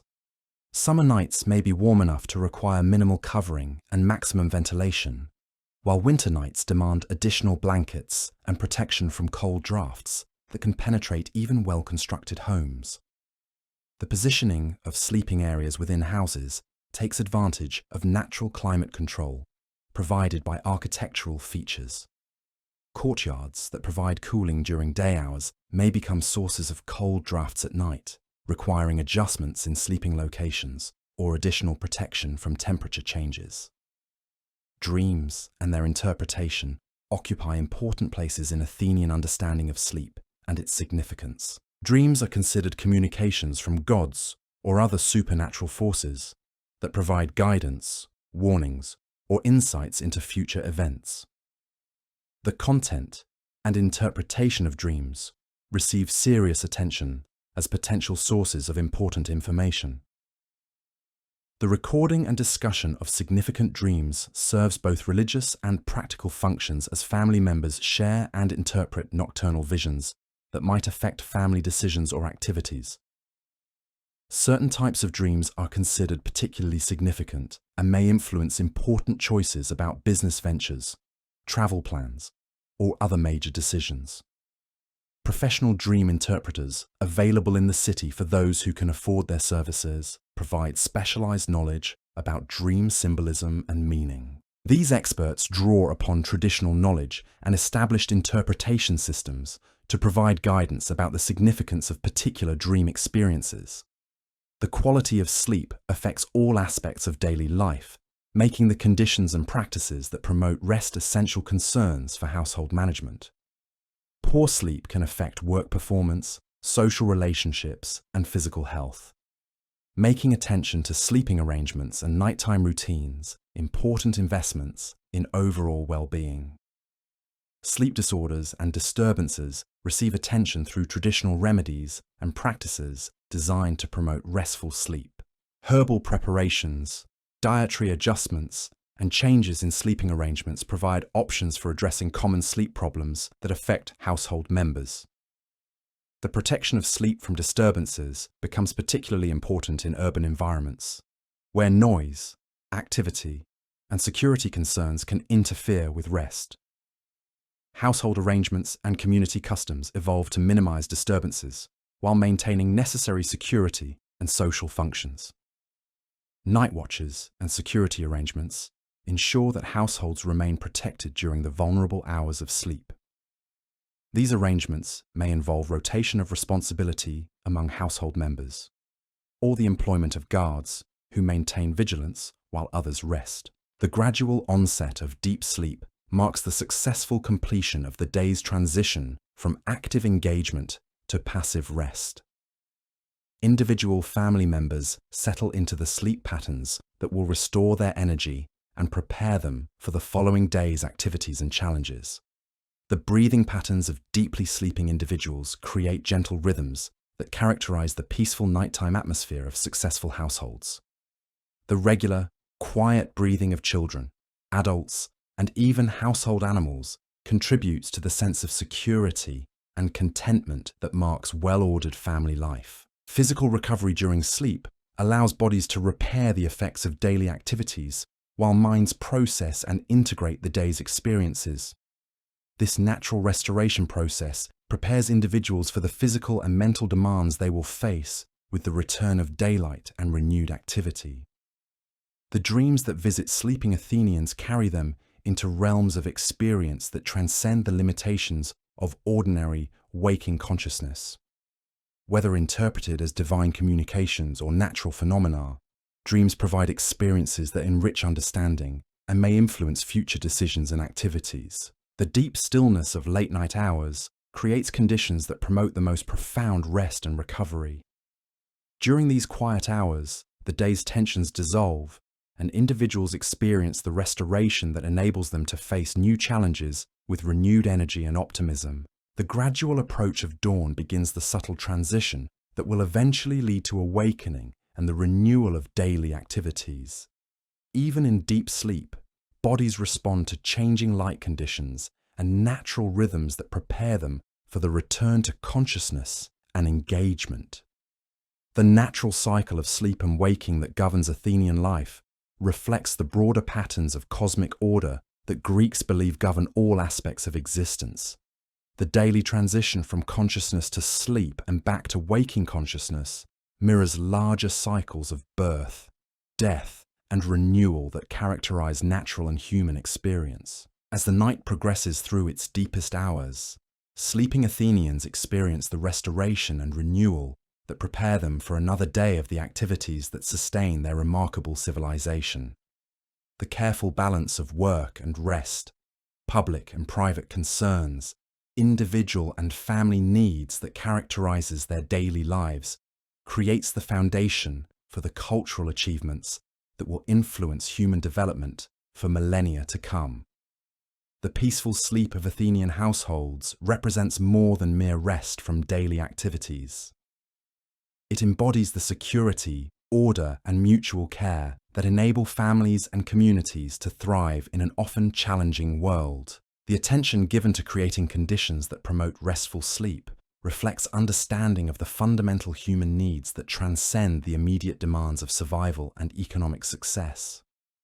In these quiet nighttime hours, as oil lamps burn low and families settle into restorative sleep, the daily cycle that began with dawn reaches its natural conclusion. Tomorrow will bring new challenges, opportunities, and experiences. But for now, the people of Athens rest in the security of their homes, surrounded by family members and protected by the customs and institutions that make their way of life possible. The gentle rhythm of sleeping breath, the soft whisper of night breezes, and the distant sounds of a city at rest create the peaceful conclusion to another day in the life of ancient Athens. In a few hours, roosters will crow, the sun will rise, and the eternal cycle of human activity will begin anew. But for now, the remarkable civilization that gave birth to democracy, philosophy, and artistic achievement rests quietly in the embrace of Mediterranean night. Night. The darkness that envelops sleeping Athens carries with it the weight of dreams and the promise of renewal. In these deep hours before dawn, when the Mediterranean stars shine brightest above the Acropolis, the city rests in a quietude that will soon give way to the bustling energy of another day. The oil lamps have long since flickered out, their wicks cold and still, while families lie wrapped in woolen blankets woven by skilled hands in their own households. The temperature drops during these pre-dawn hours, creating a coolness that penetrates even the thick-walled homes of prosperous citizens.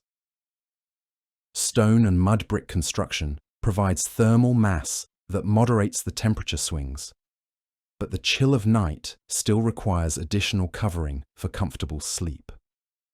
Families adjust their blankets and sleeping positions instinctively, seeking warmth and comfort without fully awakening. The sounds of deep night create their own particular atmosphere in ancient Athens. The distant howl of wolves in the mountains beyond Attica mingles with the closer sounds of domestic dogs settling into their guard positions around household courtyards.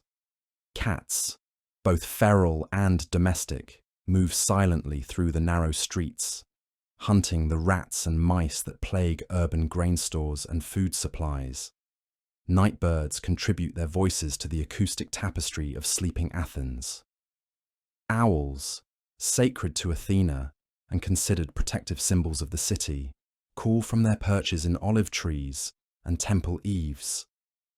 Their presence reassures sleeping citizens that the goddess watches over her chosen city even during the vulnerable hours of darkness. The gentle movement of air through the urban landscape creates subtle sounds as breezes rustle through courtyard gardens and whisper past the small, high windows that provide ventilation to sleeping chambers.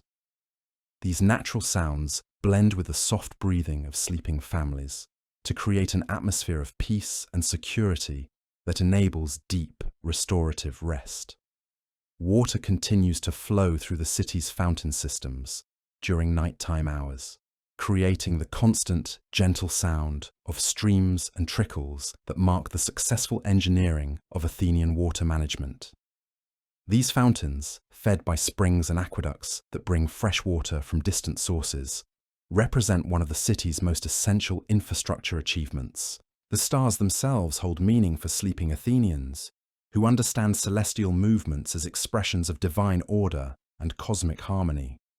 The constellations wheel overhead in their eternal patterns, marking the progression of night toward dawn and connecting human experience to the larger rhythms that govern all existence. Professional night watchmen maintain vigilance in various parts of the city, their presence providing security while most citizens sleep. These guards, often slaves or hired men, patrol designated areas and maintain awareness of potential threats that might endanger sleeping households. Their movements through dark streets create occasional footsteps and voices that mark the continuation of protective services throughout the night. Sacred precincts and temples receive particular attention during nighttime hours, as certain religious observances require continuous maintenance of fires, offerings, or other ritual activities. Priests and temple attendants maintain these sacred duties, ensuring that divine relationships remain properly maintained even while the general population sleeps. The harbour area of Piraeus continues limited activity during night hours as ships arrive from distant ports or prepare for early morning departures. The sounds of these maritime activities create distant background noise that connects sleeping Athens to the broader Mediterranean world of trade and communication. Storage areas throughout the city require protection during nighttime hours, when theft might more easily go undetected. Granaries, workshops, and merchant warehouses employ guards or rely on secure construction to protect valuable goods and materials essential for the city's economic functioning. The gradual approach of dawn begins with subtle changes in the eastern sky that initially remain invisible to sleeping citizens. The stars gradually fade as the first hints of daylight begin to penetrate the darkness, creating the slow transition that will eventually lead to awakening and renewed activity. Roosters, kept in household courtyards throughout the city, begin to sense the approaching dawn through instincts that connect them to natural rhythms older than human civilization. Their internal clocks, calibrated by countless generations of selective breeding and natural adaptation, prepare them for the crowing that will soon announce the new day's arrival. The temperature begins its gradual rise as the sun approaches the horizon, though this warming remains imperceptible to sleeping families who have adapted their covering and positioning to the night's coolness. The thermal properties of stone and clay construction begin to release stored warmth from the previous day's sunshine, contributing to the gradual warming that accompanies dawn. Early rising slaves and household workers begin to stir in their sleeping areas, their responsibilities requiring them to begin daily tasks before their owners awaken. These dedicated workers understand that successful household functioning depends on their ability to have water heated, fires started, and initial preparations completed before family members begin their own morning routines. The first birds to greet the approaching dawn add their voices to the changing acoustic environment of pre-dawn Athens. Sparrows, pigeons, and other urban-adapted species begin their morning songs, creating the natural soundtrack that accompanies the transition from night to day in ancient cities throughout the Mediterranean world. Smoke begins to rise from chimneys and cooking areas as early rising household members restart fires from banked coals and begin heating water for morning washing and food preparation. These thin columns of smoke, barely visible in the pre-dawn darkness, signal the beginning of daily activities that will soon spread throughout the awakening city. The eastern sky continues its gradual brightening, though the sun itself remains hidden behind the mountains and hills that surround the Attic plain. This growing light creates subtle changes in the appearance of familiar landmarks, as buildings, streets, and natural features begin to emerge from the uniformity of darkness. Temple bells and other religious signals begin to mark the approaching dawn with sounds that call attention to the sacred significance of the daily solar renewal. These acoustic markers serve both practical and spiritual functions, alerting citizens to the time while reminding them of their relationships with divine forces that govern natural cycles. The stirring of domestic animals adds to the growing activity as horses, mules, goats, and sheep begin to move and vocalize in response to changing light conditions and the approach of feeding time. These animals, essential for transportation, food production, and various economic activities, maintain their own daily rhythms that parallel human patterns. Markets and commercial areas begin to show signs of life as vendors and merchants prepare for the day's trading activities. The movement of carts and pack animals creates distant sounds that signal the beginning of economic activity that will soon transform quiet streets into bustling centers of commerce and social interaction.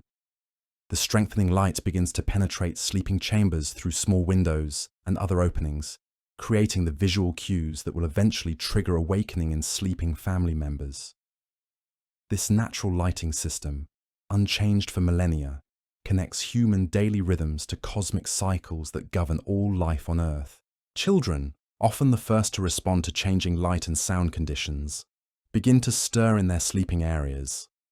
Their natural energy and curiosity make them sensitive to environmental changes that signal the beginning of new adventures and learning opportunities that each day provides. Women responsible for household management begin to awaken, their internal schedules calibrated to the demanding requirements of coordinating multiple simultaneous activities that must be completed during daylight hours. Their early rising ensures that household routines can begin smoothly and efficiently.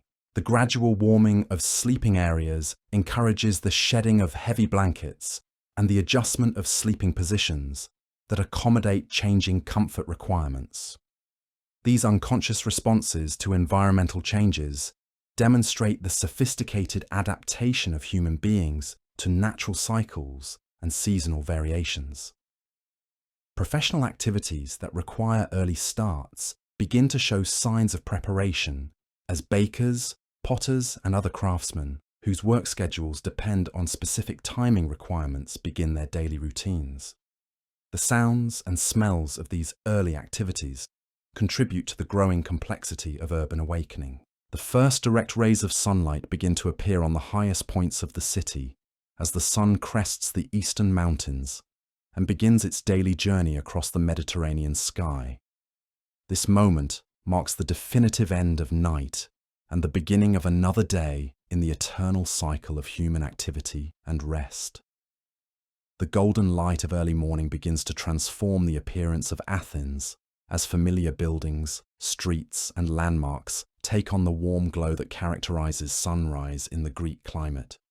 This beautiful daily transformation reminds citizens of the natural beauty that surrounds their urban environment and connects them to the larger world beyond city walls. The crowing of roosters reaches its peak intensity as these natural timekeepers fulfill their ancient function of announcing dawn to sleeping households throughout the city.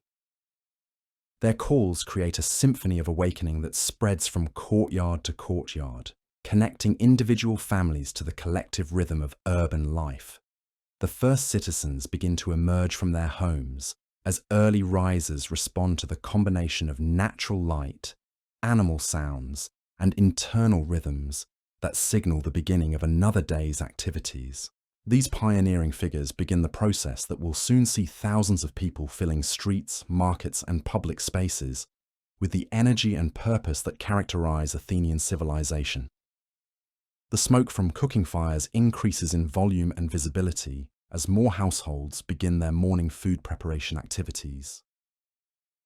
The smells of baking bread, heating oil, and other cooking activities begin to create the aromatic signature of morning in ancient Athens, signaling abundance and domestic prosperity. The movement of slaves and servants increases as these essential workers begin the tasks that support household functioning and enable citizen families to begin their days with comfort and efficiency. Their dedicated service creates the foundation upon which the complex activities of Athenian daily life depend. Water carriers begin their morning journeys to public fountains and wells, their movement through awakening streets marking the beginning of the daily cycle of essential activities that sustain urban life. The sound of water vessels and the conversations of these early workers contribute to the growing audio landscape of morning activity. The eastern light continues to strengthen and spread across the urban landscape, illuminating details and creating the visual environment that will guide the day's activities. This natural lighting system, supplemented by oil lamps only when necessary, connects human activity to solar rhythms that have governed life since the beginning of civilization. Temple activities begin to increase as priests and other religious personnel prepare for the daily observances that maintain proper relationships with divine forces.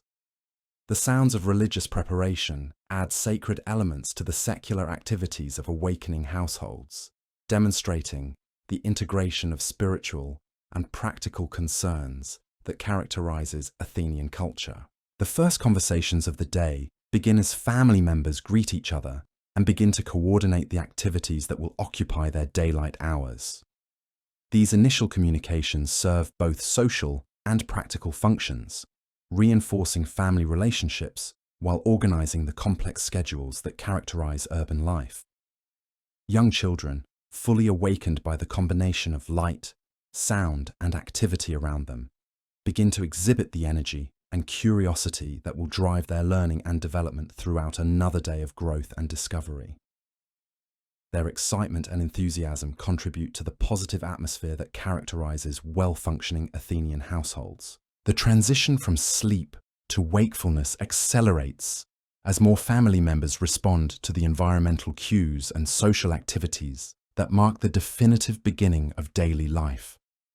The careful balance of individual needs and collective responsibilities that characterizes Athenian family life becomes evident in these early morning interactions. The sun continues its rise into the Mediterranean sky, bringing with it the warmth and energy that will sustain another day of the activities, achievements, and experiences that define life in this remarkable civilization. The eternal cycle of rest and renewal, darkness and light, sleep and waking consciousness continues its ancient rhythm, connecting each new day to all the days that came before and all those that will follow in the endless story of human experience. As consciousness returns fully to awakening Athenians, they prepare to engage once again with the challenges, opportunities, and relationships that make their lives meaningful and their civilization enduring. The night's rest has restored their energy and renewed their spirit for whatever adventures and responsibilities this new day will bring. From the humblest slave to the most prominent citizen, each person awakening in ancient Athens contributes to the collective energy that makes this city a beacon of achievement and human potential in the ancient world. The daily miracle of awakening, repeated in thousands of households throughout the city, represents far more than mere biological necessity. It embodies the renewal of human consciousness, the restoration of social relationships, and the continuation of cultural traditions that connect each individual to the larger community and its shared destiny. In these moments of transition from sleep to waking, from private rest to public engagement, from individual dreams to collective reality, The people of Athens prepare to write another chapter in the ongoing story of human civilization. The rooster's final crow echoes across the awakening city as the sun climbs higher into the morning sky, casting away the last shadows of night and illuminating the stage upon which another day's drama will unfold. Citizens stretch, yawn, and begin the familiar routines that have carried their families and their civilization through countless previous days and will continue to sustain them through all the days to come. In this moment of awakening, as oil lamps are rekindled and water is heated for morning washing, as bread is prepared and wine is mixed, as children are dressed and plans are made, the eternal cycle of human life continues its ancient rhythm. The people of Athens, refreshed by sleep and renewed by dreams, prepare to engage once again with the remarkable world they have created through their collective wisdom, energy, and dedication to the highest human aspirations. Asians. The morning sun has fully claimed the sky above Athens, and the city pulses with the rhythm that has defined Mediterranean urban life for generations. Citizens emerge from their homes carrying the quiet confidence of people who understand their place in a carefully ordered world. The streets, narrow and winding, guide foot traffic in patterns established by decades of use rather than formal planning. Water carriers move with practiced efficiency along these pathways, their ceramic vessels balanced with skills developed through daily repetition.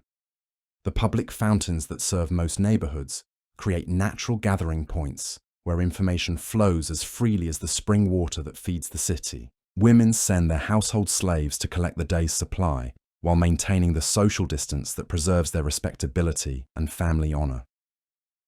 The architecture of Athenian streets reflects the practical needs of pedestrian traffic and the Mediterranean climate.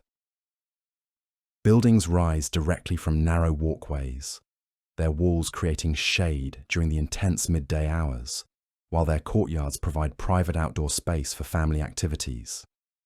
The absence of wheeled traffic in most residential areas keeps the streets relatively clean, though the disposal of household waste remains a constant urban challenge.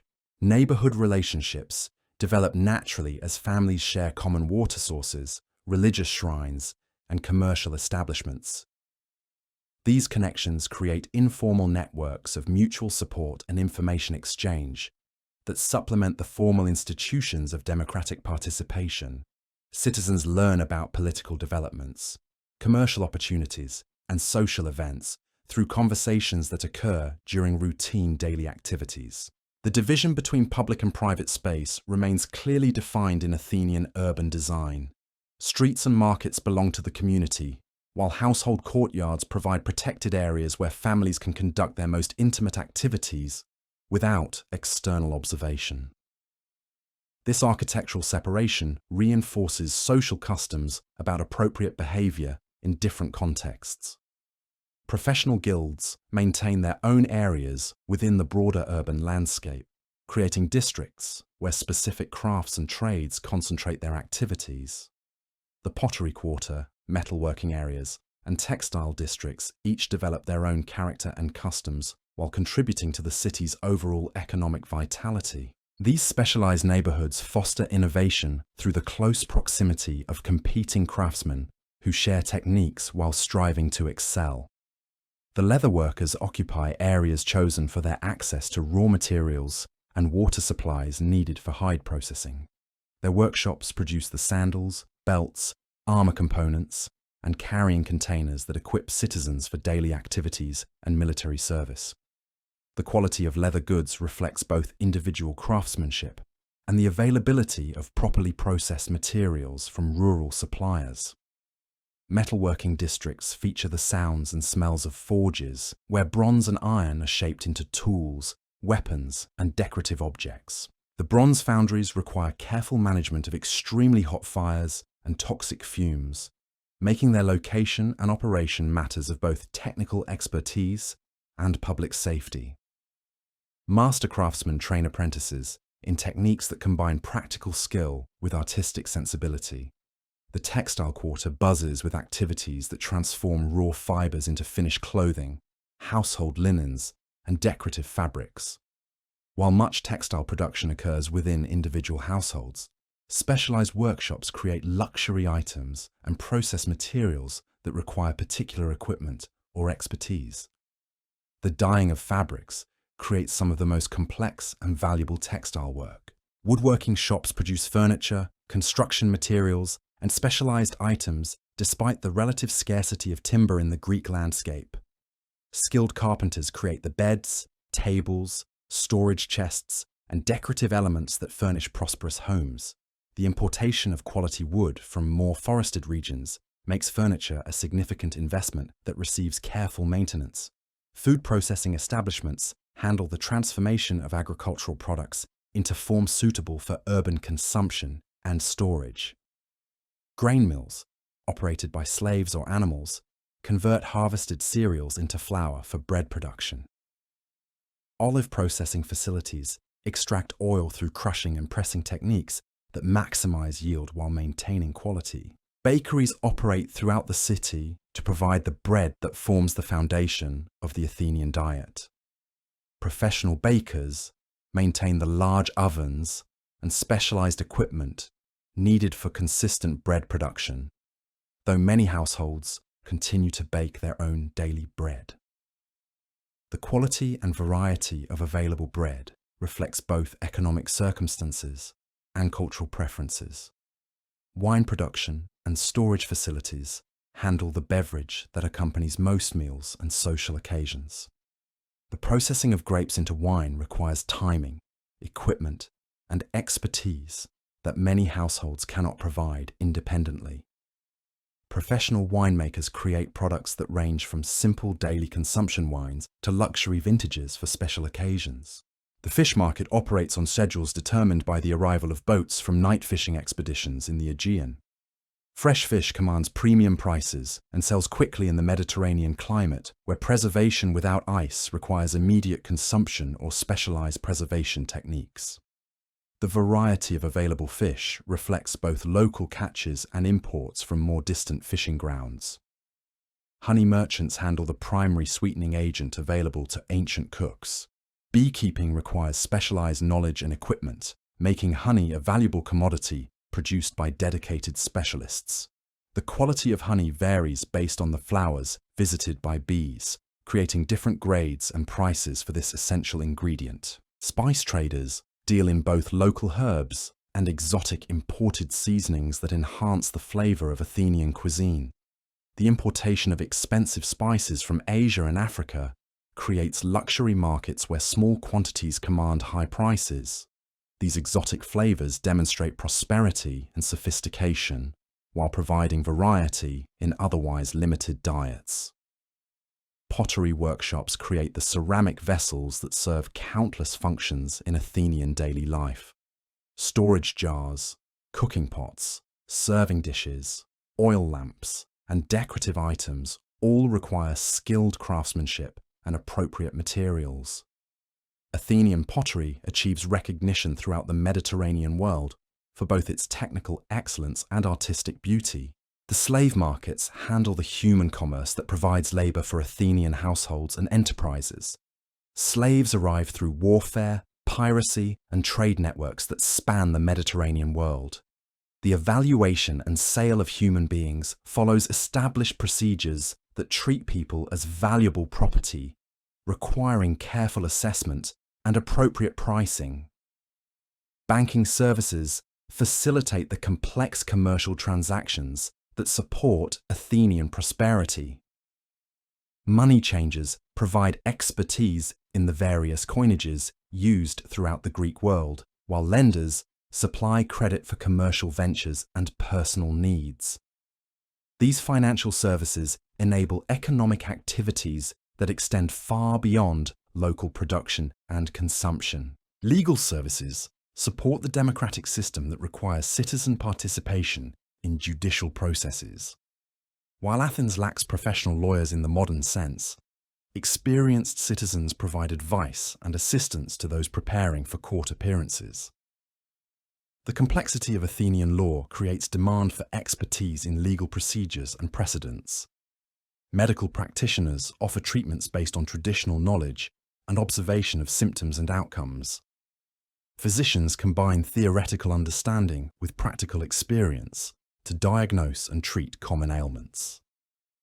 The absence of modern medical knowledge makes ancient medicine largely ineffective by contemporary standards, but it provides psychological comfort and occasional genuine benefit.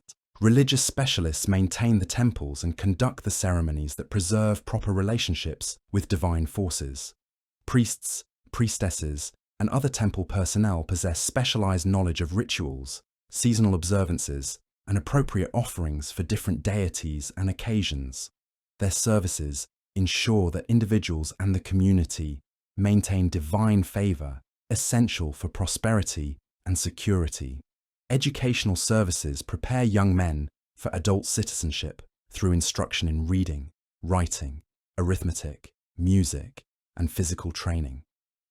Professional teachers work with students whose families can afford formal education, while other children receive informal training through apprenticeship and family instruction.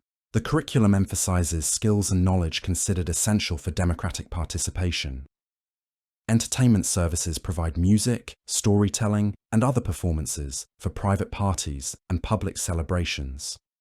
Professional musicians, dancers, and other performers create the cultural experiences that distinguish civilized life from mere survival. These artistic activities demonstrate prosperity while preserving and transmitting cultural traditions. Transportation services move people and goods throughout Attica and beyond. Professional drivers, sailors, and animal handlers provide expertise in moving cargo and passengers safely and efficiently. The geography of Greece makes both land and sea transport essential for economic activity and communication. The afternoon heat reaches its peak intensity as citizens adapt their activities to the demanding Mediterranean climate. Those whose work permits seek shade during the hottest hours while maintaining productivity through careful scheduling and appropriate clothing. The stone architecture that characterizes Athenian construction provides thermal mass that moderates temperature extremes while creating cool interior spaces. Public buildings designed for daytime use incorporate architectural features that provide comfort during hot weather. The covered walkways of the agora, the shaded areas of gymnasiums, and the carefully oriented spaces of temples all demonstrate sophisticated understanding of climate and human comfort. These design principles reflect centuries of experience with Mediterranean conditions. Water consumption increases during hot weather as citizens recognize the importance of maintaining proper hydration. Public fountains and wells experience peak demand during afternoon hours, creating social interactions as people gather around these essential resources. The management of water supplies becomes crucial for urban health and comfort. Clothing choices reflect both weather conditions and social expectations as citizens balance comfort with respectability. Lighter fabrics and looser fits provide relief from heat while maintaining the modesty and dignity expected of respectable people. The quality and cleanliness of clothing continue to communicate social status regardless of weather conditions. Work schedules adapt to temperature conditions as many occupations shift their most demanding activities to cooler morning and evening hours. Craftsmen working with fire or engaging in strenuous physical labor organize their days to minimize exposure to peak heat while maintaining productivity. This seasonal awareness reflects practical wisdom developed through generations of experience. Agricultural workers in the surrounding countryside time their activities according to both crop needs and weather conditions. The cultivation of olives, grapes, and grains requires year-round attention, but the specific timing of various tasks adapts to seasonal patterns and daily temperature cycles. The connection between urban and rural economies depends on this agricultural expertise. Food preservation becomes particularly challenging during hot weather as perishable items spoil rapidly without refrigeration. Households adapt their purchasing and consumption patterns to minimize waste while ensuring adequate nutrition. The techniques for preserving meat, dairy products, and other perishables require constant attention and skilled application. Cooking activities shift to cooler parts of the day when possible, though meal preparation cannot be completely avoided during hot hours. The use of oil lamps and cooking fires adds unwanted heat to interior spaces, making kitchen management a matter of both culinary and comfort considerations. Women coordinate cooking activities to minimize heat exposure while maintaining meal quality. Personal hygiene practices adapt to increased perspiration and dust accumulation during hot weather. More frequent washing and clothing changes become necessary for comfort and social acceptability. The use of olive oil for cleansing becomes particularly important when water alone cannot adequately remove the effects of heat and activity. Children's activities require supervision to prevent heat-related illness while maintaining their need for exercise and learning. Parents and caregivers monitor children's exposure to direct sunlight and ensure adequate water consumption during play and educational activities. The balance between safety and normal development requires constant attention. The elderly and infirm receive special consideration during extreme heat, as their bodies may be less able to regulate temperature effectively. Family members and household slaves provide additional care and monitoring to ensure the welfare of vulnerable household members. This attention reflects both practical necessity and family obligations. Commercial activities adapt to heat conditions as merchants and customers modify their schedules to avoid the most uncomfortable hours. Markets may experience peak activity during early morning and late afternoon periods, when temperatures are more tolerable. The timing of business transactions reflects both practical comfort and social customs. Religious observances continue despite heat conditions, though the timing and location of ceremonies may shift to provide more comfortable environments for participants. Temple interiors offer relief from direct sunlight while maintaining appropriate settings for worship and offerings. The dedication to religious duties demonstrates the priority placed on maintaining divine relationships. Social interactions may move to shaded areas or indoor spaces that provide relief from heat while allowing continued conversation and relationship maintenance. The covered walkways of public buildings become particularly valuable during hot weather as they enable social and commercial activities to continue in comfort. Physical exercise and training activities shift to cooler hours when possible, though military preparation and athletic development cannot be completely suspended due to weather conditions. Gymnasiums and training facilities provide some protection from direct sunlight while maintaining spaces for necessary physical activities. The afternoon gradually transitions toward evening as the sun begins its descent toward the western horizon. This natural progression creates anticipation for the cooler, more comfortable hours that will soon arrive.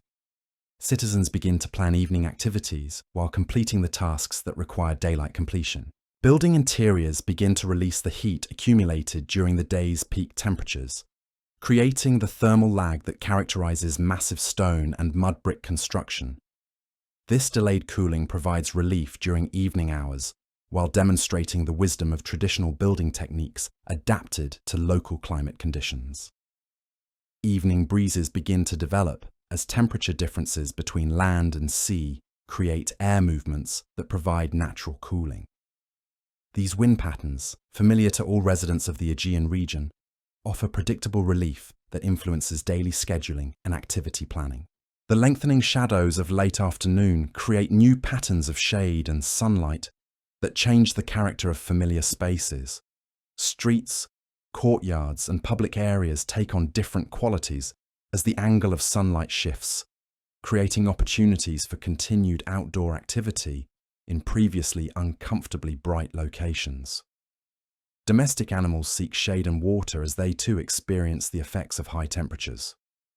The care of horses, mules, goats, and other animals requires attention to their comfort and health during extreme weather. Proper animal husbandry includes understanding their needs for cooling and hydration. Water sources experience their highest demand during late afternoon as households prepare for evening meal preparation and personal washing. The management of water supplies requires careful planning to ensure adequate availability during peak usage periods while maintaining quality and cleanliness. Food vendors begin preparing for evening sales as citizens seek light meals and refreshments to sustain them through the remaining daylight hours. The timing of food availability reflects both preservation concerns and customer demand patterns adapted to daily temperature cycles. Personal energy levels begin to recover as temperatures moderate and the promise of evening comfort becomes more immediate. Citizens who conserve their strength during peak heat hours prepare to resume more demanding activities as conditions become more favorable. From dawn's first light to the gentle embrace of Mediterranean darkness, we've witnessed the intricate tapestry of daily life that defined ancient Athens. These weren't just routines, but the very foundation of a civilization that gave birth to democracy, philosophy, and artistic achievement. The careful balance of work and leisure, public duty and private devotion, individual ambition and family responsibility created the rhythm that sustained one of history's most remarkable societies. Tonight, as we return to our own modern world, we carry with us a deeper understanding of how ordinary people lived extraordinary lives in the shadow of the Acropolis.